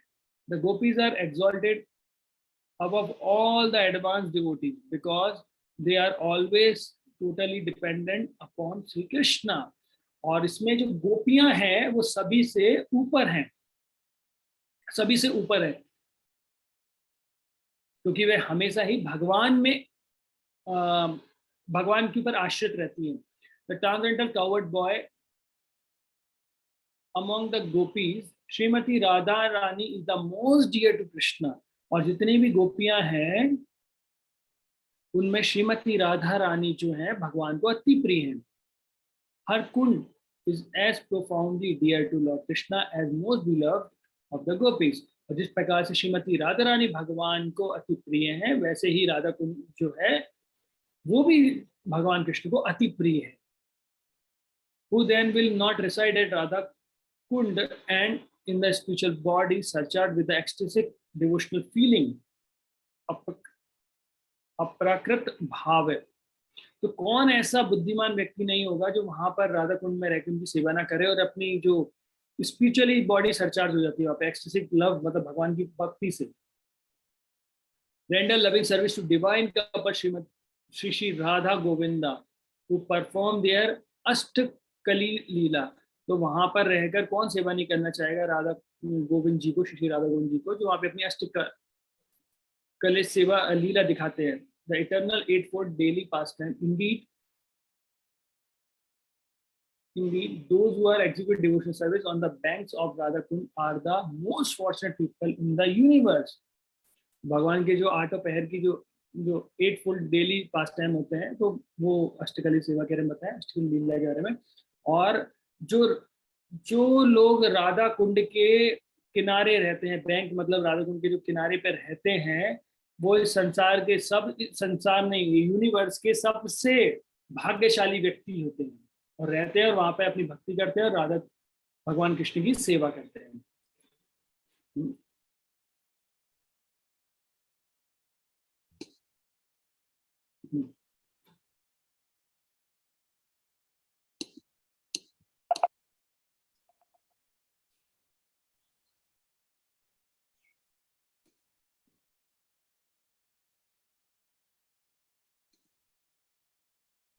कृष्णा एक्चुअली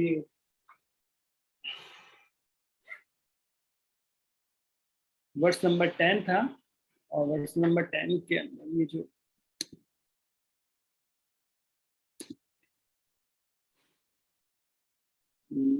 हम यहाँ से देख सकते हैं, अगर मैं तस्वीर में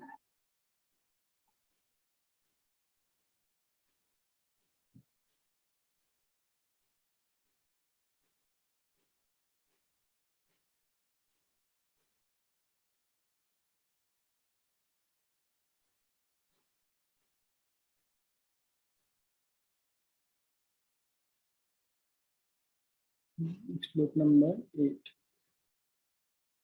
श्लोक नंबर 9, हम अभी श्लोक नंबर 10 पे, करेक्ट। तो श्लोक नंबर 10 के ऊपर ये बताया गया है, यहाँ पे हम देख सकते हैं कि सबसे पहले होते विकर्मी, जो लोग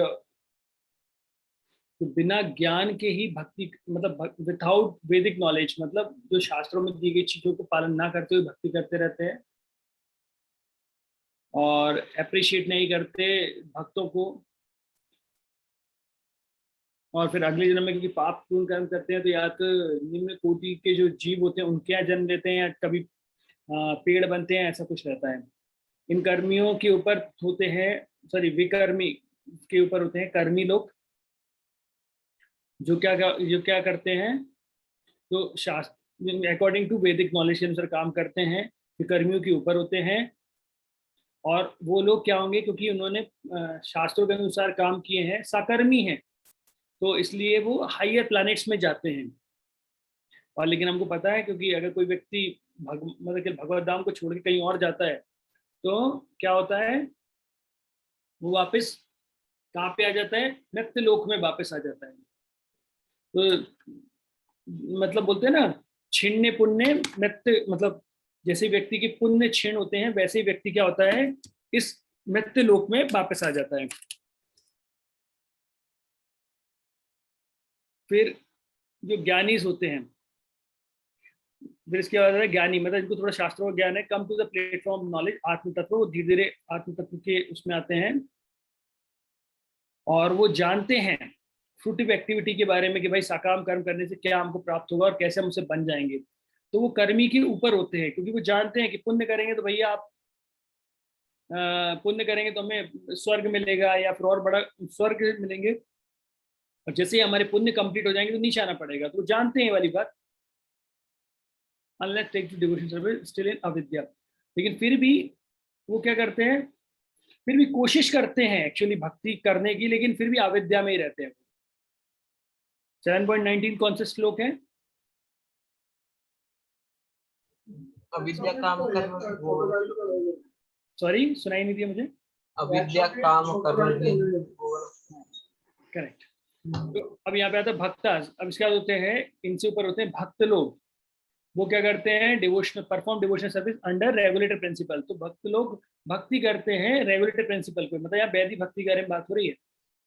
फिर धीरे धीरे यही भक्ति करने से वो शुद्ध भक्त बन जाते हैं, फिर भगवान के प्रति शुद्ध प्रेम भी उनको प्राप्त हो जाता है। और शुद्ध भक्त प्रेम प्राप्त होता है तो वो ये नारद जी, सनक सनंदन सनातन, ये चतुष्कुमार जो होते हैं, वो उनके बारे में भी बात हो रही है, वो किस लेवल पे आ जाते हैं, भक्तास के बारे में बात हो रही है। अब यहाँ पे बात हो रही गोपीज।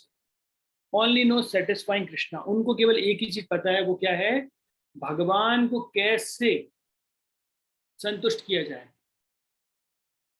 और उसके बदले में कोई रिटर्न भी नहीं होता। जैसे लोग बोलते हैं भगवान डेली 16 माला का जब हम करते थे, डेली हमने ऐसा किया है, इतना डोनेशन दिया है, इतनी सेवाएं की है, 4 नियम का पालन किया, तो हमें ये चाहिए। जैसे हनुमान जी के पास जाके लोग बोलते हैं ना, वो Maruti give me one Maruti, give me one Maruti, है ना, वो मारुति, मारुति मतलब हनुमान जी का नाम है मारुति, और हम उनसे मांग रहे हैं गिव मी वन मारुति, मुझे मारुति दो। लेकिन यहाँ पर गोपियों का कोई रिटर्न नहीं होता है, कुछ नहीं चाहिए। जैसे एक लीला आपको पता है कि एक बार जब भगवान को सिर दर्द हुआ, तो भगवान की लीला थी, तो नारद मुनि जब गए उनके पास में कि भाई सबके पास, अलग अलग लोगों के पास, कि भगवान का सिर दर्द हो रहा है, तो उन्होंने भगवान का सिर दर्द हो रहा है कैसे ठीक होगा, बोला भगवान का सिर दर्द, बोला कि अगर कोई भक्त अपने चरण की धूली भगवान को लिए दे दे तो क्या होगा, भगवान का सिर दर्द ठीक हो जाएगा। उन्होंने बोला अच्छा, तो देवता बोलते हैं चरण की धूली से हो जाएगा, बोला ठीक है। तो ये बोलते हैं अरे भगवान अगर अपने सिर पे हमारी चरण की धूली लगाएंगे हमने तो नरक में जाना पड़ेगा, नहीं नहीं नहीं नहीं हम नहीं कर सकते, तो मना कर देते हैं। बाकी और ऋषि मुनि बहुत जगह जाते हैं, लेकिन जैसे ही वो सुनते हैं कि चरण की धूली चाहिए और चरण की धूली से सही होंगे भगवान, तो वो तैयार तो जाते हैं। लेकिन देखते हैं कि ऐसे काम करने से क्या होगा, हमें कोटि कोटि जन्मों तक, इतने लंबे समय तक नरक भोगना पड़ेगा। फिर नारद मुनि गोपियों के पास जाते हैं, बोलते हैं कि आपको पता है कि भगवान कृष्ण का सिर दर्द हो रहा है। बोला अच्छा, बोला क्या करें, आपने क्या कर सकते हैं। बोला अगर कोई भगवान का भक्त अगर अपने चरण की धूली दे दे थोड़ी सी धूली दे दे तो क्या भगवान का सिर सही हो जाएगा? उन्हें थोड़ी क्यों, उन्होंने पूरे भर भर के लिए बोला आप इतने अच्छे से लेके जाओ, ये सारी लेके जाओ। तो वो बोलते हैं तुमको पता है तुम क्या कर रहे हो? अगर तुम्हारे चरण की धूली भगवान के सिर पे लगेगी तुम नरक में नहीं जाओगी। बोला हम नरक में जाएंगे ना, तो भगवान का तो सिर सही हो जाएगा ना। बोला ठीक है, हम कोटि कोटि जन्मों तक वो नरक झेलने तैयार हैं अगर भगवान का सिर दर्द सही हो जाता है तो। नो रिटर्न फ्रॉम कृष्णा, वो भगवान से कुछ मांगते नहीं है, भगवान के लिए संतुष्ट करते हैं हर चीज के लिए, है ना। हमारा तो उसी की प्रश्न रहता है मैनू की, मुझे क्या मिलेगा? मैं पिछले 15 साल से मंदिर में हूँ, ना मेरे को कोई पोजीशन मिली है, ना नाम है, ना लोग जानते हैं, तो हम ना इसलिए बोलते हैं नेम फेम ग्लोरी, पूजा लाभ प्रतिष्ठा के पीछे भागते हैं। लेकिन गोपी जो रहती हैं उन्हें कोई मतलब नहीं है, उन्हें केवल भगवान को संतुष्ट करना है। इसलिए भगवान कहते हैं भैया आपको रिटर्न करने के लिए मेरे पास भी कुछ नहीं है, आप जो भक्ति कर रहे हो, जो प्रेम मुझसे करते हो उसी में संतुष्ट रहो, मेरे पास आपको देने के लिए कुछ भी नहीं है। कोई सोच सकता है कि भगवान ऐसा बोल रहे हैं, भगवान के पास कुछ देने के लिए नहीं है? हाँ, क्योंकि गोपियों का प्रेम इतना ज्यादा है। कैन नॉट फॉरगेट कृष्णा, वो कभी भगवान को नहीं भूलते, इसलिए वो मोस्ट एक्सॉल्टेड, सबसे उच्च कोटि की भक्त हैं। और वो कैसे सेवा करते हैं? विप्रलंब भाव में, अर्थात मूड ऑफ सेपरेशन में। भगवान गोपियों को छोड़ के वृंदावन से गए, 100 साल तक रिटर्न नहीं आए, और आए तो कैसे आए? जो अगले महीने में आने वाले हैं ना रथ यात्रा में, वैसे आए, गोपियां लेके आई खींच के। तो 100 साल तक नहीं आए, तो केवल जिंदा थे इस आस में कि भगवान वहां पे आएंगे। तो उन्हें बोलते मृत प्राया, प्राया मृत थे वो, मतलब उनमें और मृत में कोई अंतर नहीं, लेकिन जीवित थे कि भगवान आने वाले आएंगे। तो मूड ऑफ सेपरेशन में भगवान की सेवा कर रहे थे, और यही मूड ऑफ सेपरेशन चेतन महाप्रभु ने दिखाया। जैसे चेतन महाप्रभु विप्रलंब भाव में सेवा करते थे, मतलब ये मतलब जो महाप्रभु का मूड है, मतलब मैं तो बखान नहीं कर सकता, लेकिन महाप्रभु इस धरातल पर कितने साल तक रहे? 48 साल तक। 24 साल में संन्यास ले लिया था, और 18 साल लास्ट के गंभीरा में ही रहे। और जो भक्ति महाप्रभु ने दिखाई वो महाभाव में थी, गोपियों माल राधा रानी की, क्योंकि महाप्रभु मतलब राधा रानी, श्रीमती राधा रानी का भाव में, तो वो भक्ति के बारे में बताया। गोपियां ऐसे 100 साल तक या हमेशा ही रही, और बेटर देन सर्विंग डायरेक्टली, इसलिए वो डायरेक्ट भगवान को सेवा करें, हमारा नाम हो, वो नहीं, भगवान को सेवा करने का भाव होता है। हमारा नाम हो नहीं हो, नहीं हो। जैसे गुरु महाराज हमेशा बोलते थे कि एक मैं भूल गया, पुरुषोत्तम, उनका एक बहुत, हमारे एक आचार्य का बहुत अच्छा कोट है, तो वो गुरु महाराज बार बार बोलते थे कि अगर सारा वर्ल्ड मुझे रिकॉग्नाइज करता है मेरी सेवा को, क्या है ना, और कृष्ण उसे रिकॉग्नाइज नहीं करते, तो क्या मतलब है उस सेवा का?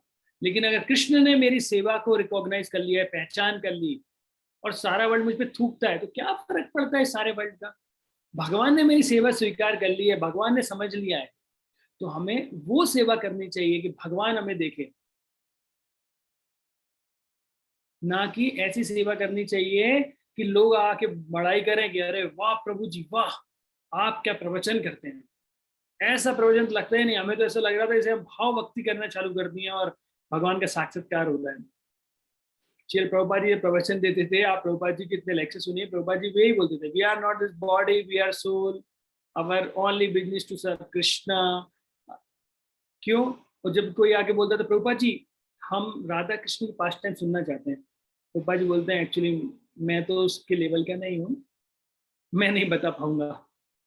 सोचिए प्रभुपाद जी ऐसी बात बोलते थे, क्योंकि वो राधा अष्टमी का भी आप लेक्चर देखेंगे ना, तो प्रभुपाद जी आगे उनका यही बोल रहे हैं, we are not this body, we are the constitutional part and parcel of Krishna, we have to serve Krishna।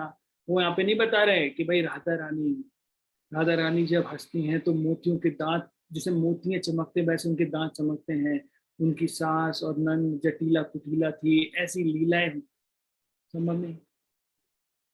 हाँ, इसका मतलब ये भी नहीं है कि पास टाइम नहीं बोलने चाहिए, बोलने चाहिए, लेकिन जब एक उन्नत भक्त ऐसे पास टाइम्स बोलते हैं, क्योंकि ये पास टाइम सुनने की भी एक योग्यता होती है। तो प्रभुपाद जी ने सारी चीजें कितनी डीपली भागवतम में लिखी है, कृष्णा बुक में कितने अच्छे से एक्सप्लेन किए, और लेक्चर में भी बताते हैं। लेकिन आप बोलोगे अब मैं उसी में जाऊं कि राधा रानी की कैसे नाखून है, क्या शेप है, कैसे आगे बढ़ रहे हैं, राधा रानी कैसे उनकी हेयर स्टाइल होती है, नहीं। श्रीमती राधा रानी हाईएस्ट ऑफ ऑल गोपी, सभी गोपियों में हाईएस्ट, सबसे वो है। जैसे अष्ट सखी होती है, उसमें भी राधा रानी सबसे प्रमुख होती है। जैसे सारे ब्रह्मांड, इतने सारे मटेरियलिस्टिक लोग हमने देखा कि विकर्मी, फिर कर्मी, ज्ञानी, भक्तासुर, गोपीज, तो गोपी भी कैसी है, अनंत कोटि गोपी होती है, उसमें भी 108 गोपियां प्रमुख होती हैं। उन 108 गोपियों में भी 8 गोपी प्रमुख होती हैं, अष्ट सखी ने बोलते हैं। उन अष्ट मतलब उसमें भी 2 गोपियां प्रमुख होती हैं, एक है श्रीमती राधा रानी, दूसरी होती है चंद्रावली, दोनों बहनें है ना। उसमें भी श्रीमती राधा रानी सबसे उन्नत होती है, सबसे highest, can not be exalt. तो आप ज्यादा उनके बारे में मतलब क्या बताएं, भागवतम में भी इतना नहीं है और सुखदेव ने भी नहीं बोला। Krishna can not understand her, भगवान भी नहीं समझ पाए कि श्रीमती राधा रानी का प्रेम क्या है। केम एज ए लॉर्ड चैतन्य, इसलिए श्रीमती राधा रानी के भाव को समझने के लिए चेतन महाप्रभु इस धरातल पे आए, और वही श्रीमती राधा रानी का प्रेम राधा कुंड में है। वो राधा रानी का कुंड है। लघु भागवतामृत, और ये 2 है भागवतामृत, मतलब एक लघु भागवतामृत और एक लघु, और दूसरा क्या सनातन गोस्वामी ने जो लिखा बृहद भागवतम, बृहद भागवतम और लघु भागवतम। तो ये सनातन गोस्वामी द्वारा है, बृहद तो है, लघु मुझे याद नहीं। तो इनमें इनके बारे में बताया गया है, serious devotee must take shelter. जो भक्ति में उन्नत होंगे वो सभी भक्त लोग इस राधा कुंड का जरूर शेल्टर लेंगे, एग्जीक्यूशन, और उसकी सेवा करेंगे। और प्रतिदिन हमें उसमें स्नान करना चाहिए, राधा कुंड में। राधा कुंड में स्नान करेंगे तो हमें वो ही प्रेम प्राप्त होगा जो प्रेम श्रीमती राधा रानी भगवान को करती हैं। तो राधा रानी का जो प्रेम है, वो प्रेम हमें कैसे प्राप्त होगा? वो प्रेम प्राप्त होता है जब क्या होगा, जब हम उस राधा कुंड में स्नान करते हैं। तो अभी तक किसी का कोई प्रश्न है?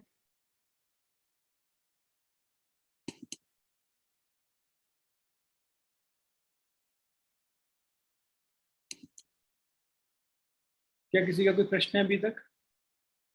जी हाँ प्रभु जी पूछिए। जैसे कि बताया गया है कि राधा कुंड में स्नान करनी चाहिए, लेकिन जब हम स्नान करते हैं तो हमारे अंदर में मतलब जो जैसे फिजिकली अगर भी हम देखें तो जो इम्प्यूरिटीज है वो तो राधा कुंड में तो ये तो एक टाइप की इंसल्ट, तो ऐसा मतलब स्नान करने का कैसे? नहीं मैं समझे नहीं, दोबारा बताइए।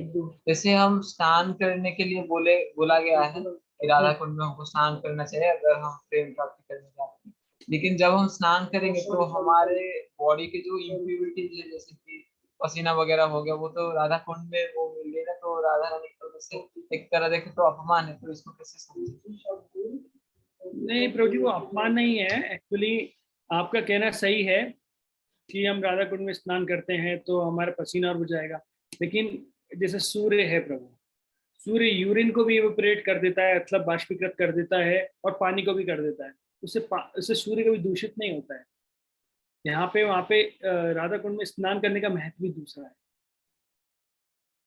राधा कुंड में जब कोई व्यक्ति स्नान करता है तो उसका महत्व दूसरा होता है, उससे श्रीमती राधा रानी का प्रेम प्राप्त होता है, और राधा रानी जो श्री कृष्ण से प्रेम करती है वो प्रेम प्राप्त होती है, हमारी कृष्ण भक्ति बढ़ती है। और जब हम स्नान करते हैं तो वो मूड हमारा वैसा होना चाहिए, ना कि मूड कुछ और हो। जैसे लोग जाते हैं अपने हाथ पैर राधा कुंड में धोते हैं, जब उसकी इंपॉर्टेंस ही नहीं समझी है। राधा कुंड की इंपॉर्टेंस समझ के आप पैर भी लगेंगे ना पानी में जाएंगे तो, है ना। लेकिन वो आप उस अपमान की उससे नहीं जा रहे हैं, आप स्नान कीजिए, आप स्विमिंग मत कीजिए, प्रेम से डुबकी लगाइए और बाहर आ जाइए। ठीक है प्रभु। तो अभी हम लोग श्लोक नंबर 11 लेते हैं और फिर जिसका फिर और प्रश्न होगा हम इसके बाद ले लेंगे।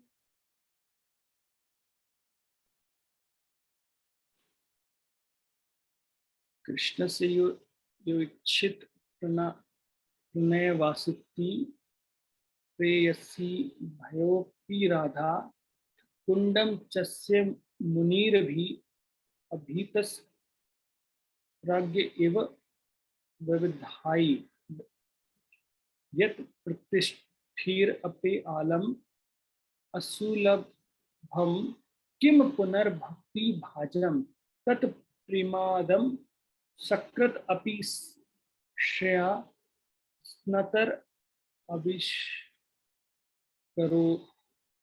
करोति of many objects of favor delighted and all the lovable themselves of this bhumi. Srimati Radharani is certainly the most treasured object of Krishna's love. जितनी भी चीजें हम जानते हैं भगवान की भक्ति की सारी चीजों में राधा रानी उन सभी चीजों में क्या है हाईएस्ट है और मेन है। ट्रेजर, एक्चुअली ट्रेजर मतलब खजाना है सब। And in the every respect her divine kund is described by great sages as similar dear to him. और महान ऋषियों ने बताया कि उनका जो कुंड है वो भी राधा रानी की तरह ही प्रिय है भगवान को। Undoubtedly Radha Kund is very rarely attend even by the great devotees. और इसलिए जो बहुत बहुत बड़े भक्त होते हैं वो भी उसकी सेवा नहीं कर पाते, वो भी प्राप्त नहीं कर पाते। Therefore, it is even more difficult for the ordinary devotee to attain. This साधारण भक्ति क्या बात करें, वो क्या प्राप्त कर पाएंगे? If one is simply bathed once within those holy water, one's pure love for Krishna is fully aroused. तो अगर कोई व्यक्ति, if one is simply bathed, केवल simply मतलब साधारण रूप से अगर कोई व्यक्ति केवल राधा कुंड के जल में स्नान कर लेता है तो भगवान कृष्ण के लिए जो शुद्ध प्रेम है वह जागृत हो जाता है।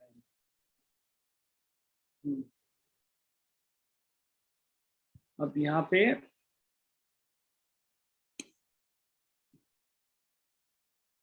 the conclusion is that to live on banks Radha Kund and to bath there daily constitute the higher perfection of devotion service. There is no limit to glory of Radha Kund.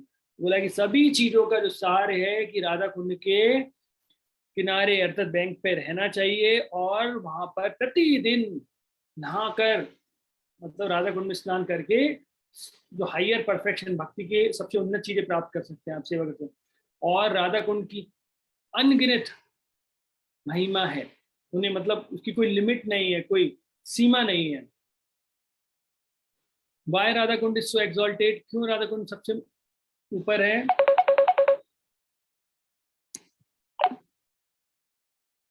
Y Radha Kund is so exalted belongs to Shrimati Radharani who is most, क्योंकि ये श्रीमती राधारानी का प्रतिनिधित्व करता है और श्रीमती जो कि भगवान कृष्ण को अत्यंत प्रिय हैं।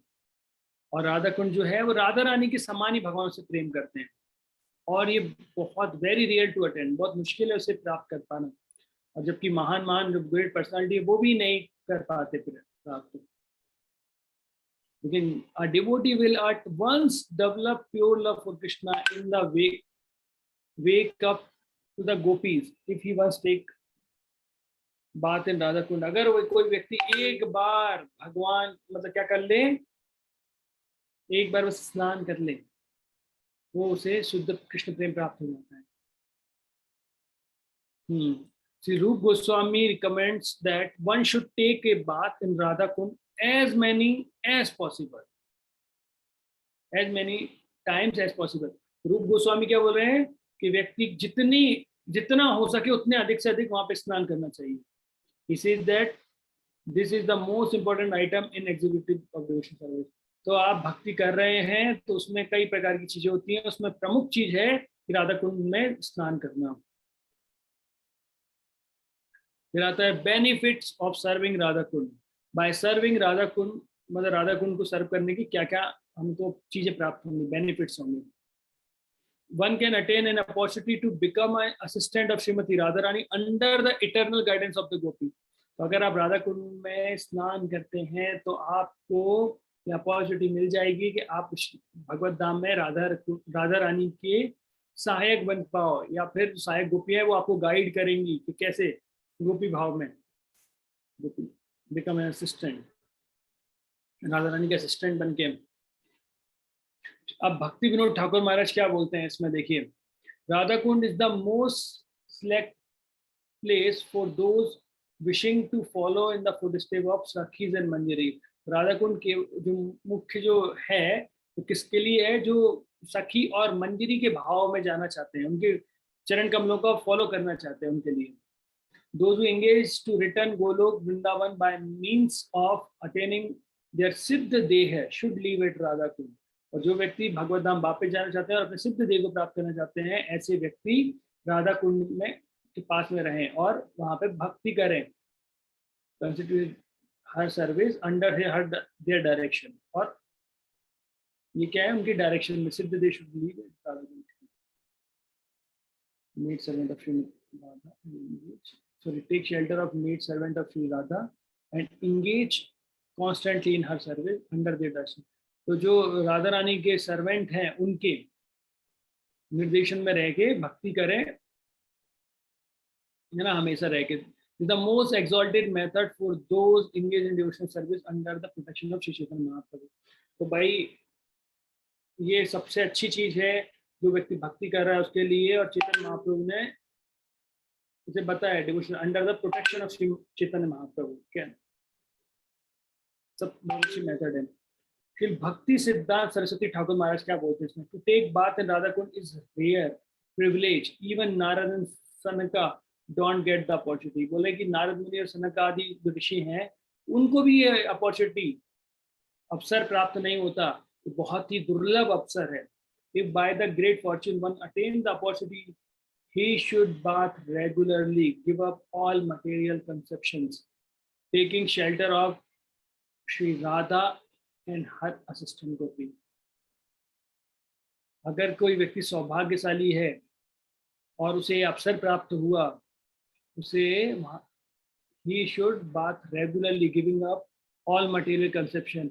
जितने प्रकार के मटेरियली कंसेप्शन हमारे मन में रहते हैं उन सबको भुला के, मतलब प्रभु जी तो बोल रहे थे कि राधा कुंड इतना महत्वपूर्ण है, सबसे ऊपर है, और देखना यहाँ पे हरिकाई जम रही है, कितना स्लिपरी एरिया हो रहा है, पानी गंदा है, कैसा पानी है। तो सारे मटेरियल कंसेप्शन हटा देना चाहिए, है ना। यहाँ पे गाय भी पानी पीने आ रही है, जानवर भी पानी पीने आ रहे हैं, लोग कुछ कुछ फेंक के जा रहे हैं। कि मटेरियल कंसेप्शन पूरी तरीके से हटा के और राधा कुंड में स्नान करना चाहिए, taking shelter of Radha and her assistant gopi. और राधा रानी और उनकी जो असिस्टेंट गोपियों के सानिध्य लेकर, शेल्टर लेकर। सच constant engagement during this lifetime will result in returning home to serve Shri Radha as completed during one's life on the bank of Radha Kund। भाई उसका परिणाम आपको ये प्राप्त हुआ कि आप भगवत धाम पहुंचेंगे, श्रीमती राधा रानी के पास, है ना, भगवत धाम पहुंच जाएंगे वापस और वहां पर अच्छे सेवा कर पाएंगे। तो यही जो मैंने आपको बताया अभी, यही कि नैनोई वर्स 9 है, सर्विंग राधा कुंड को कैसे सेवा करनी है। वाई राधा कुंड हमने देख लिया कि ये राधा रानी को बिलोंग करता है, और राधा रानी जो कि सबसे प्रमुख गोपी है, भगवान का अति प्रिय है। और जो राधा कुंड भी जो है राधा रानी के समान ही भगवान को प्रिय है, और उसकी अनलिमिटेड ग्लोरी है और बहुत रेयरली अटेन, मतलब साधारण रूप से प्राप्त नहीं हो सकता है। तो भक्ति रूप ठाकुर महाराज ने क्या लिखा है, those interested in advance devotional service. कौन राधा कुंड में स्नान करेगा, कौन सेवा कर सकता है? जो भक्ति में प्रगति चाहते हैं वो, और जो सखी भाव या मंजरी भाव में भगवान की भक्ति करना चाहते हैं, सिद्ध देह की बात,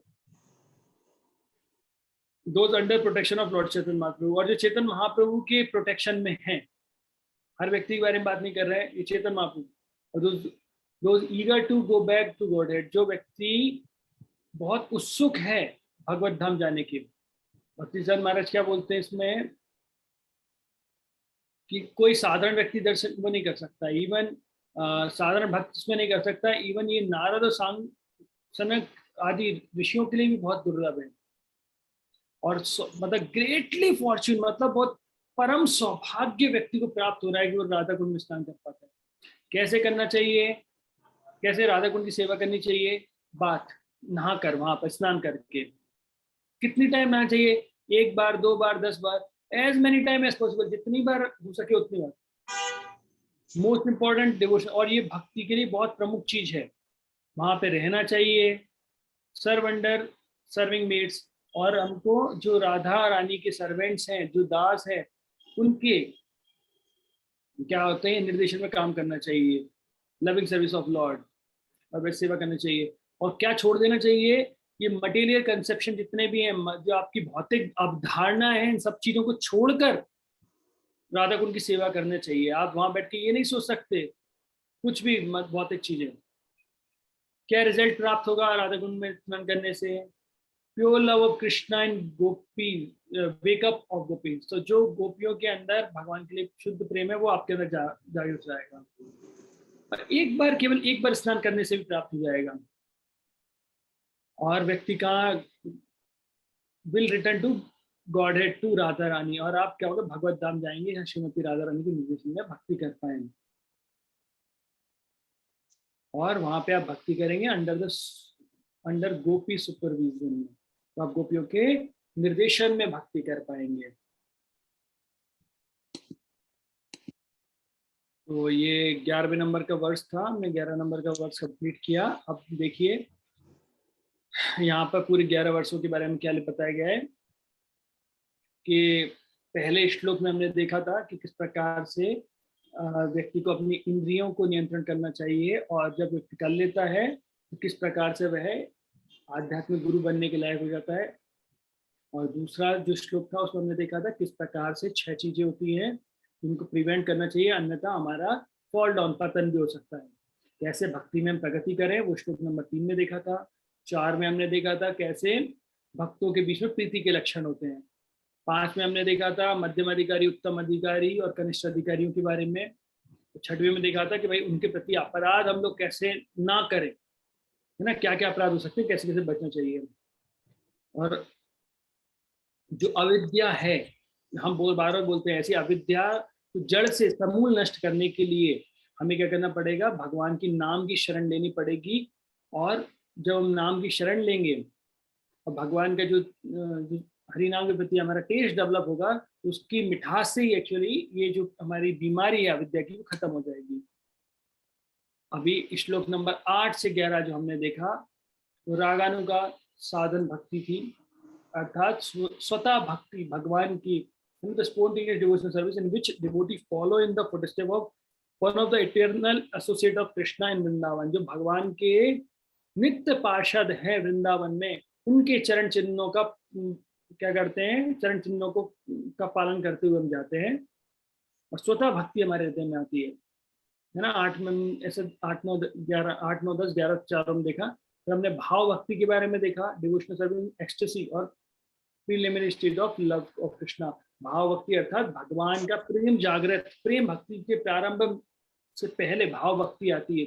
आपको याद होगा मैंने आपको एक चीज बताया था, नाम अपराध, नाम आभास और शुद्ध नाम। तो नाम आभास में बताया था कि अभी नाम आभास का मतलब होता है सूर्य दिखाई भी नहीं दे रहा है और अंधकार भी नहीं है, जिसके इंग्लिश में डॉन बोलते हैं, है ना, जो सुबह का समय होता है, जब सूर्य भी नहीं दिखाई दिया और अंधकार भी नहीं है, वो भाव भक्ति होती है। कि अभी आपके अंदर धीरे धीरे करके प्रेम जागृत हो गया है, और फिर जब हम पूर्ण रूप से इन सब चीजों से मुक्त हो जाते हैं और फिर धीरे धीरे प्रैक्टिस करने से शुद्ध कृष्ण प्रेम स्वतः हमारे हृदय में जागृत हो जाता है, तो वो होता है प्रेम भक्ति, या फिर जो हमारा परम लक्ष्य है कृष्ण प्रेम प्राप्त करना, ये चीजें।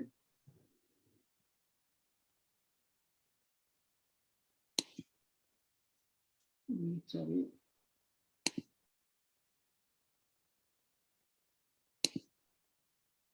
तो बहुत बहुत धन्यवाद इतना धैर्य पूर्वक ये 11 श्लोक हम सुनने के लिए। अब जिसका भी कोई प्रश्न हो तो प्रश्न कर सकते हैं। G network. यस प्रभु जी। प्रभु जी, आपने बहुत ही सुंदर तरीके से हमको बताया पहले 1 से 7 श्लोकों में बताया आपने वैदिक भक्ति के बारे में, 8वें श्लोक में फिर रागानुगा साधना भक्ति के बारे में बताया, और सबसे उच्च भाव जो है भाव भक्ति एवं प्रेम भक्ति के बारे में अभी बताया आपने। और हमने देखा कि जो नारद जी है, जो ध्रुव महाराज, प्रहलाद महाराज, सभी को ज्ञान देने वाले उनके गुरु हैं। और यहाँ आखिरी में बताया गया है कि सनकादिक मुनि और नारद मुनि भी इसका वहां पे आ नहीं पाते हैं, तो हम लोग को कैसे क्वालिफाई कर पाएंगे वहां पे जाके स्नान करें हम लोग? हम अपने आप को उस भाव तक कैसे ला पाएंगे हम लोग? हमारे तो बहुत ही कठिन है। एक्चुअली प्रभु जी, नारद मुनि सबका नाम इसलिए यहाँ पे लिया गया है कि ये बताने के लिए ये कितना उच्च लेवल की चीज है, दुर्लभ है, और इतने महान महान भक्तों को प्राप्त नहीं हो सकती है। लेकिन क्योंकि नारद मुनि पे राधा रानी की कृपा होती है और वो पहुंच जाते हैं, तो बता ये दुर्लभता बताने के लिए है प्रभु जी। जैसे भगवत गीता में एक श्लोक आता है, इसमें बताया है कि अगर कोई शिष्य, प्रभुपाद जी लिखते हैं, यदि कोई शिष्य रेगुलेटरी प्रिंसिपल भी फॉलो नहीं करता है तो भी गुरु उसको भगवत धाम लेके जा सकता है। तो मैंने महाराज से प्रश्न किया था कि महाराज ये कैसे संभव है कि कोई रेगुलेटरी प्रिंसिपल फॉलो नहीं कर रहा है? तो महाराज ने बोला यहाँ पर ये नहीं बताया गया है कि रेगुलेटरी प्रिंसिपल फॉलो नहीं करने से भगवत धाम जाएगा व्यक्ति, यहाँ पे गुरु की शक्ति के बारे में बताया गया है। तो यहाँ पर जो बताया गया है प्रभु जी, वो दुर्लभता के बारे में बताया कि इतना दुर्लभ है कि नारद मुनि तक को प्राप्त होना दुर्लभ हो जाता है। जैसे भगवान शिव है, वो रासलीला में प्रवेश नहीं कर पा रहे, इतना दुर्लभ है। हम कैसे करेंगे? हमको पूरी समझना पड़ेगा हमारी स्थिति बहुत खराब है, लेकिन चैतन्य महाप्रभु ने ही हम पे कृपा कर रहे हैं। और अभी देखिए, ये राग भक्ति के बारे में बात हो रही है, अभी हम वैदिक भक्ति को भी सही से फॉलो नहीं कर पा रहे। बिल्कुल सही है। तो वो कितना दुर्लभ है। तो अभी देखिए, जो स्टेज चल रही थी श्रवण दशा, है ना, उन सब में कैसे बताया गया है कि व्यक्ति पूर्ण रूप से ये चीजें छोड़ देता है, फिर वो रागानुभक्ति में आता है। नेम फेम, मतलब सॉरी, नेम फेम तो क्या, भगवान का नाम, रूप, गुण, लीला, ये सब कुछ। अभी तो नाम के जप करने में नींद आती है, तो भगवान की गुण लीला कब दिखाई देंगे हमें? बिल्कुल सही बात है। यहाँ बस दुर्लभता के बारे में बताया गया जी, इसको कोरिलेट करने के लिए ये उदाहरण दिया गया। हाँ जी, बहुत बहुत धन्यवाद प्रभु जी। और किसी कोई भक्त का कोई प्रश्न है? और भक्त का कोई प्रश्न? तो कई बार अगर आपको प्रश्न है तो एक कॉमनली क्वेश्चन आता है, कई बार हमारे इस्कॉन में तो मना करते हैं कि राधा कुंड में स्नान नहीं करना चाहिए, है ना। हम लोग जब भी यात्राओं में जाते हैं हम तो स्नान नहीं करते हैं। जी, ऐसा बोला जाता है, बिल्कुल सही है। तो इसके पीछे कारण ये था कि शुरू में श्री प्रभुपाद जी के साथ जो भक्त लोग गए थे, वो राधा कुंड में स्विमिंग कर रहे थे, कूद लगा रहे थे। उन्हें ये नहीं पता था राधा कुंड में कितना महत्व है। तो श्री प्रभुपाद जी ने इसलिए मना कर दिया कि भाई आप राधा कुंड में, क्योंकि राधा कुंड में हमें क्या करना है, नहाना है, स्विमिंग नहीं करना है, फट जब लोग उचकते हैं फन नहीं करना है। इसलिए श्रीमद भक्ति चारू स्वामी गुरु महाराज जब वृंदावन गए थे, उन्होंने भी स्नान किया था, और उनके साथ में जितने भक्त लोग थे सभी लोगों ने स्नान किया था। तो स्नान करने की मना नहीं है, लेकिन समझना पड़ेगा किस चीज के लिए मना है। वहां जाके कोई फन नहीं करना है, कोई जा पहुंच गए और राधा कुंड में धप से वो किया और खेलना चालू किया, तो राधा कुंड वो प्लेस नहीं है। हाँ, लेकिन आप स्नान कर सकते हैं राधा कुंड में। प्रभुपाद जी ने इस कॉन्टेस्ट में मना किया था, गुरु महाराज ने बताया, इसलिए गुरु महाराज जब भी गए तो गुरु महाराज ने स्नान किया वहां पे। हाँ प्राणेश्वर प्रभु। हरे कृष्ण प्रभु। हरे कृष्ण। जैसे आप स्टार्टिंग के जो वर्स थे, जैसे आप हम डिस्कस कर रहे थे कि जो श्रवण दशा कि कैसे मतलब एक कांस्टेंट मतलब आता है कि सुनता जाओ और कुछ इंटरप्शन नहीं आता है। तो जैसे कि मतलब देखा हूँ कई बार, मतलब जैसे कि जब मैं गुरु महाराज जी के लेक्चर सुनता हूँ तो मुझे लगता है कि बस सुनते जाऊँ, लेकिन सेवा रहती है तो और उसको बंद करना पड़ता है, सेवा खत्म होने फिर से सुनते। लेकिन वो श्रवण दशा क्या वो है जिस मतलब जहाँ पे हमको कोई भी अगर हरिकथा बोले तो मतलब सुनने की इच्छा, वैसा है क्या? मतलब श्रवण दशा तो हरिकथा या पर्टिकुलर किसी के प्रति आसक्ति आ जाना, वो श्रवण दशा? तो देखिए, मैं आपको बता, रागानुभक्ति है, मेरा इतना ज्ञान नहीं है, लेकिन फिर भी मैं अपने थोड़े बहुत जो सुना है उसके बताता हूँ। गुरु के प्रति हमारी स्वाभाविक आसक्ति होती है प्रभु जी, जिसके प्रति हमारा प्रेम होता है, स्वाभाविक रूप से हम उससे सुनना चाहते हैं, है ना। जैसे मैं आपको बताता हूँ, कोई स्पीकर है, हम उन्हें बहुत प्रेम करते हैं, और जब वो कुछ चीज बोलते हैं, हरी कथा करते हैं, तो हमें अपने आप ही अच्छा लगता है। जैसे परम पूज्य लोकनाथ स्वामी गुरु महाराज अभी मंदिर में आए थे, तो सब लोग पहले से ही तैयार होके आए थे कि लोकनाथ महाराज जैसे ही कीर्तन करेंगे वैसे कूद जाएंगे। और जो इंगेज जो भी अरेंजमेंट भी किए गए थे वो उस तरीके से किए गए थे कि भाई महाराज आएंगे, और महाराज तो भाई ओम अज्ञानतिमिरन्धस्य से लेकर ओम नमो भगवते वासुदेवाय भी गाकर ही करेंगे। तो सब लोग उस तरीके से कीर्तनीय अपने हिसाब से तैयार थे, भक्त लोग अपने हिसाब से तैयार थे, और उसी भाव में आके कर रहे थे। तो अगर हमारा प्रेम प्रभु जी किसी चीज के लिए होता है ना, वो अपने आप ही आपको नजर आएगा। और सब लोग तैयार थे, ऐसा कोई भी व्यक्ति नहीं था तैयार होके नहीं गया महाराज आए। और मोस्टली लोग पता था महाराज आए, हाँ हरि नरसिंह कथा सुनेंगे, लेकिन महाराज जो कीर्तन करेंगे वो कब करेंगे, पहले करेंगे बाद में करेंगे, वो सबको इंतजार रहता है। तो जो हमारा हमारा प्रेम उनके प्रति रहता है प्रभु, तो स्वाभाविक हमारा आसक्ति या फिर हमारा आकर्षण उनके प्रति बढ़ता है। तो गुरु महाराज के प्रति स्वाभाविक हमारा आसक्ति बढ़ती है। तो हरि कथा का आसक्ति का मतलब होता है प्रभु जी, जहां कहीं भी हरि कथा होगी वहां पर आपकी आसक्ति बढ़नी चाहिए।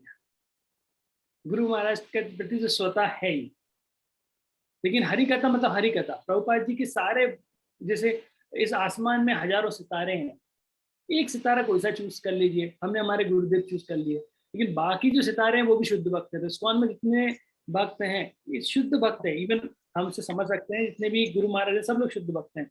जब भी वो हरि कथा करते हैं तो हमारे बस हमें अगर उनमें रस आने लगता है धीरे धीरे करके। देखिए शुरू में जब भक्ति करते हैं ना, तो भगवान वो रस हमको देते हैं। हरिनाम करने के प्रति हमारे लिए रस आता है, हरि कथा सुनने के प्रति श्रवण आता है, सेवा करना स्वतः हमारे हृदय में आता है, वैष्णव सेवा के प्रति हमारा भाव आता है। तो ये जो प्रेम है वो स्वतः आता है। क्योंकि जैसे हम धीरे धीरे आगे बढ़ते जाते हैं प्रभु जी, ये चीजें कम होती जाती हैं, और भगवान भी जो टेस्ट आपको दिया था वो ले लेते हैं, बोलते हैं बेटा अभी तक तो मैंने दिया था, अब तुमको प्रैक्टिस करना है। और धीरे धीरे तब हमको लगता है अभी हम क्या करें।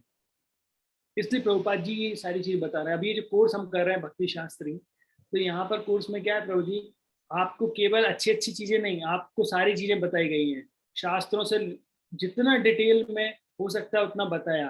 फिर आपको असाइनमेंट करना है, आपको श्लोक सुनाना है, open book test, close book test, सारी चीजें देना होती है। क्यों? क्योंकि अब आपको फाउंडेशन स्ट्रॉन्ग करना है।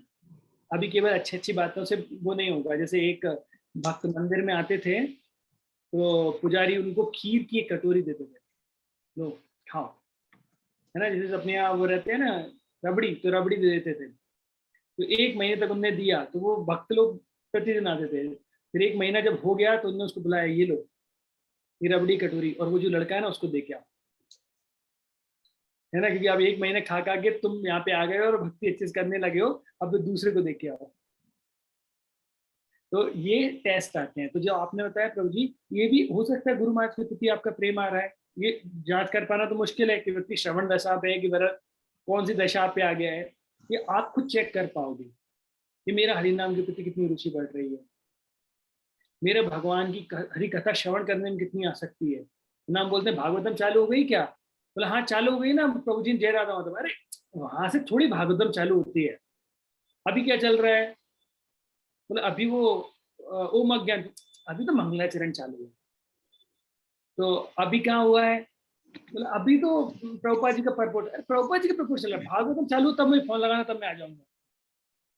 तो भागवतम कहाँ से चालू हुई, है ना, कि जहां से वो स्पीकर ने बोलना चालू किया। तो देखिए ये हमारी धीरे धीरे सिलेक्टिव मेंटेलिटी होती जाती है। एक वक्त बोल रहे थे, जब अगर हमको सुंदर जब करना है तो रात से प्लानिंग करनी पड़ेगी, रात को अच्छे से सोना पड़ेगा, अच्छे भाव के साथ सोना पड़ेगा, अच्छे भाव के साथ उठना पड़ेगा, उस मनोभाव के साथ फिर जप करना पड़ेगा। ये धीरे धीरे टेस्ट के साइन होते हैं प्रभु जी, है ना। तो आप जब जितनी ज्यादा सेवा करते जाएंगे, हृदय क्लीन होते जाएंगे, उतना आप समझते जाएंगे। अभी तो आप ये सोचिए कि कैसे ज्यादा से ज्यादा मैं अच्छे से जप कर पाऊंगा, और हरि कथा के प्रति और सेवा के प्रति कैसे मेरा मनोभाव बढ़ता जाए, वही वैष्णव अपराधों को छोड़कर। अपराध ना करो, ठीक है प्रभु। ओके। किसी और भक्त का कोई नेक्टर ऑफ इंस्ट्रक्शन से कोई प्रश्न है?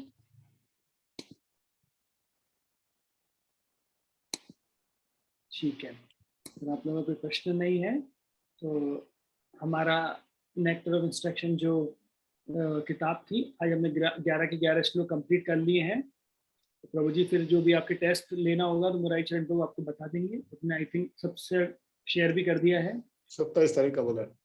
जी प्रभु जी। तो आप प्रभु जी को बता दीजिएगा जो भी आप डेट आप लोग चाहते हैं नेक्स्ट ईशोपनिषद के लिए। तो इसमें भी करीब 18 करीब मंत्र आते हैं, तो वो हमको डिस्कस करना पड़ेंगे। लेकिन यहाँ थोड़ा डेप्थ में गए थे, वहाँ थोड़ा स्पीड में भी हो जाएंगे, लेकिन वो भी बहुत ही ज़्यादा इम्पोर्टेंट। तो वो हम लोग डिस्कस करेंगे जब नेक्स्ट मिलेंगे। उस तरीके से आपकी यूनिट 5 कंप्लीट हो जाएगी।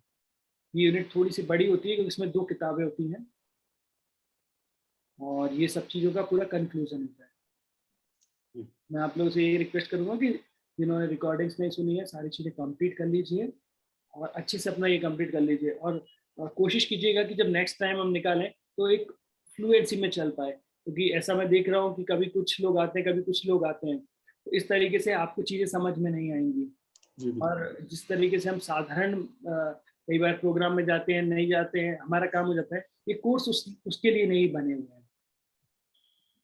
फिर कोर्स करने का हमारा मतलब नहीं रहेगा, हमारे पास सर्टिफिकेट तो रहेगा, लेकिन कोर्स के जरिए हम जो देखिए हम बात कर रहे हैं भक्ति, उसमें एटीट्यूड सिखाते हैं। तो वो मनोभाव हमारा बनेगा कैसे जब तक हम हर क्लास में आएंगे नहीं, अगर हम टाइम पे नहीं आते हैं।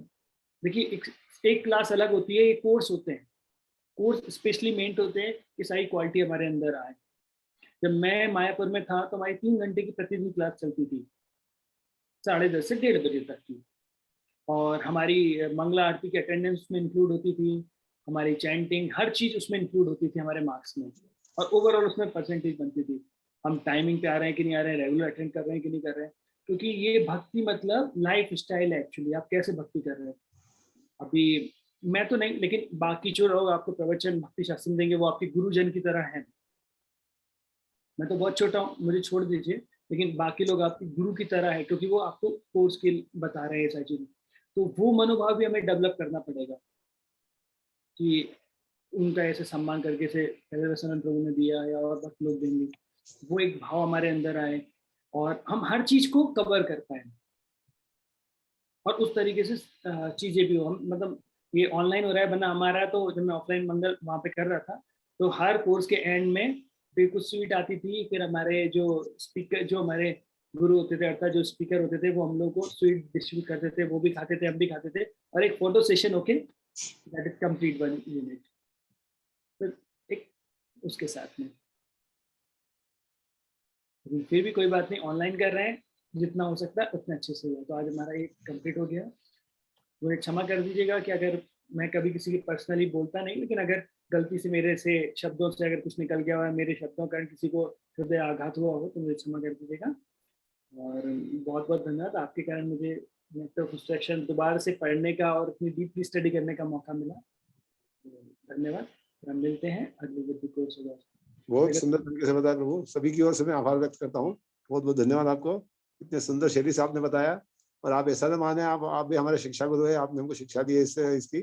हमारे लिए आपके प्रति उतना ही आदर है जितना बाकी इनके लिए गुरुओं के लिए है। मैं बहुत छोटा हूँ, मैं तो केवल मेरी जो आदेश मैंने किए, आप मैं नहीं उस कैटेगरी में, मैं तो कनिष्ठ से भी नीचे है। लेकिन नहीं प्रभु जी, ये वैष्णवोचित आचरण है आपका। आइए सब लोग हम आपका धन्यवाद ज्ञापित करें। एक बार हरे कृष्ण महामंत्र बोल के, हरे कृष्णा कृष्णा कृष्णा हरे हरे, हरे राम राम राम हरे हरे। श्री कपिल मुनि प्रभु जी की जय, श्री प्रभुपाद की जय, रूप गोस्वामी पाद की जय। हरि बोल हरि बोल। उपदेशामृत ग्रंथ की जय, सामवेद भक्त वृंद की जय। जय गौर प्रेमानंदे हरि हरि हरि बोल। बहुत बहुत धन्यवाद। Next Hare Krishna. Thank you.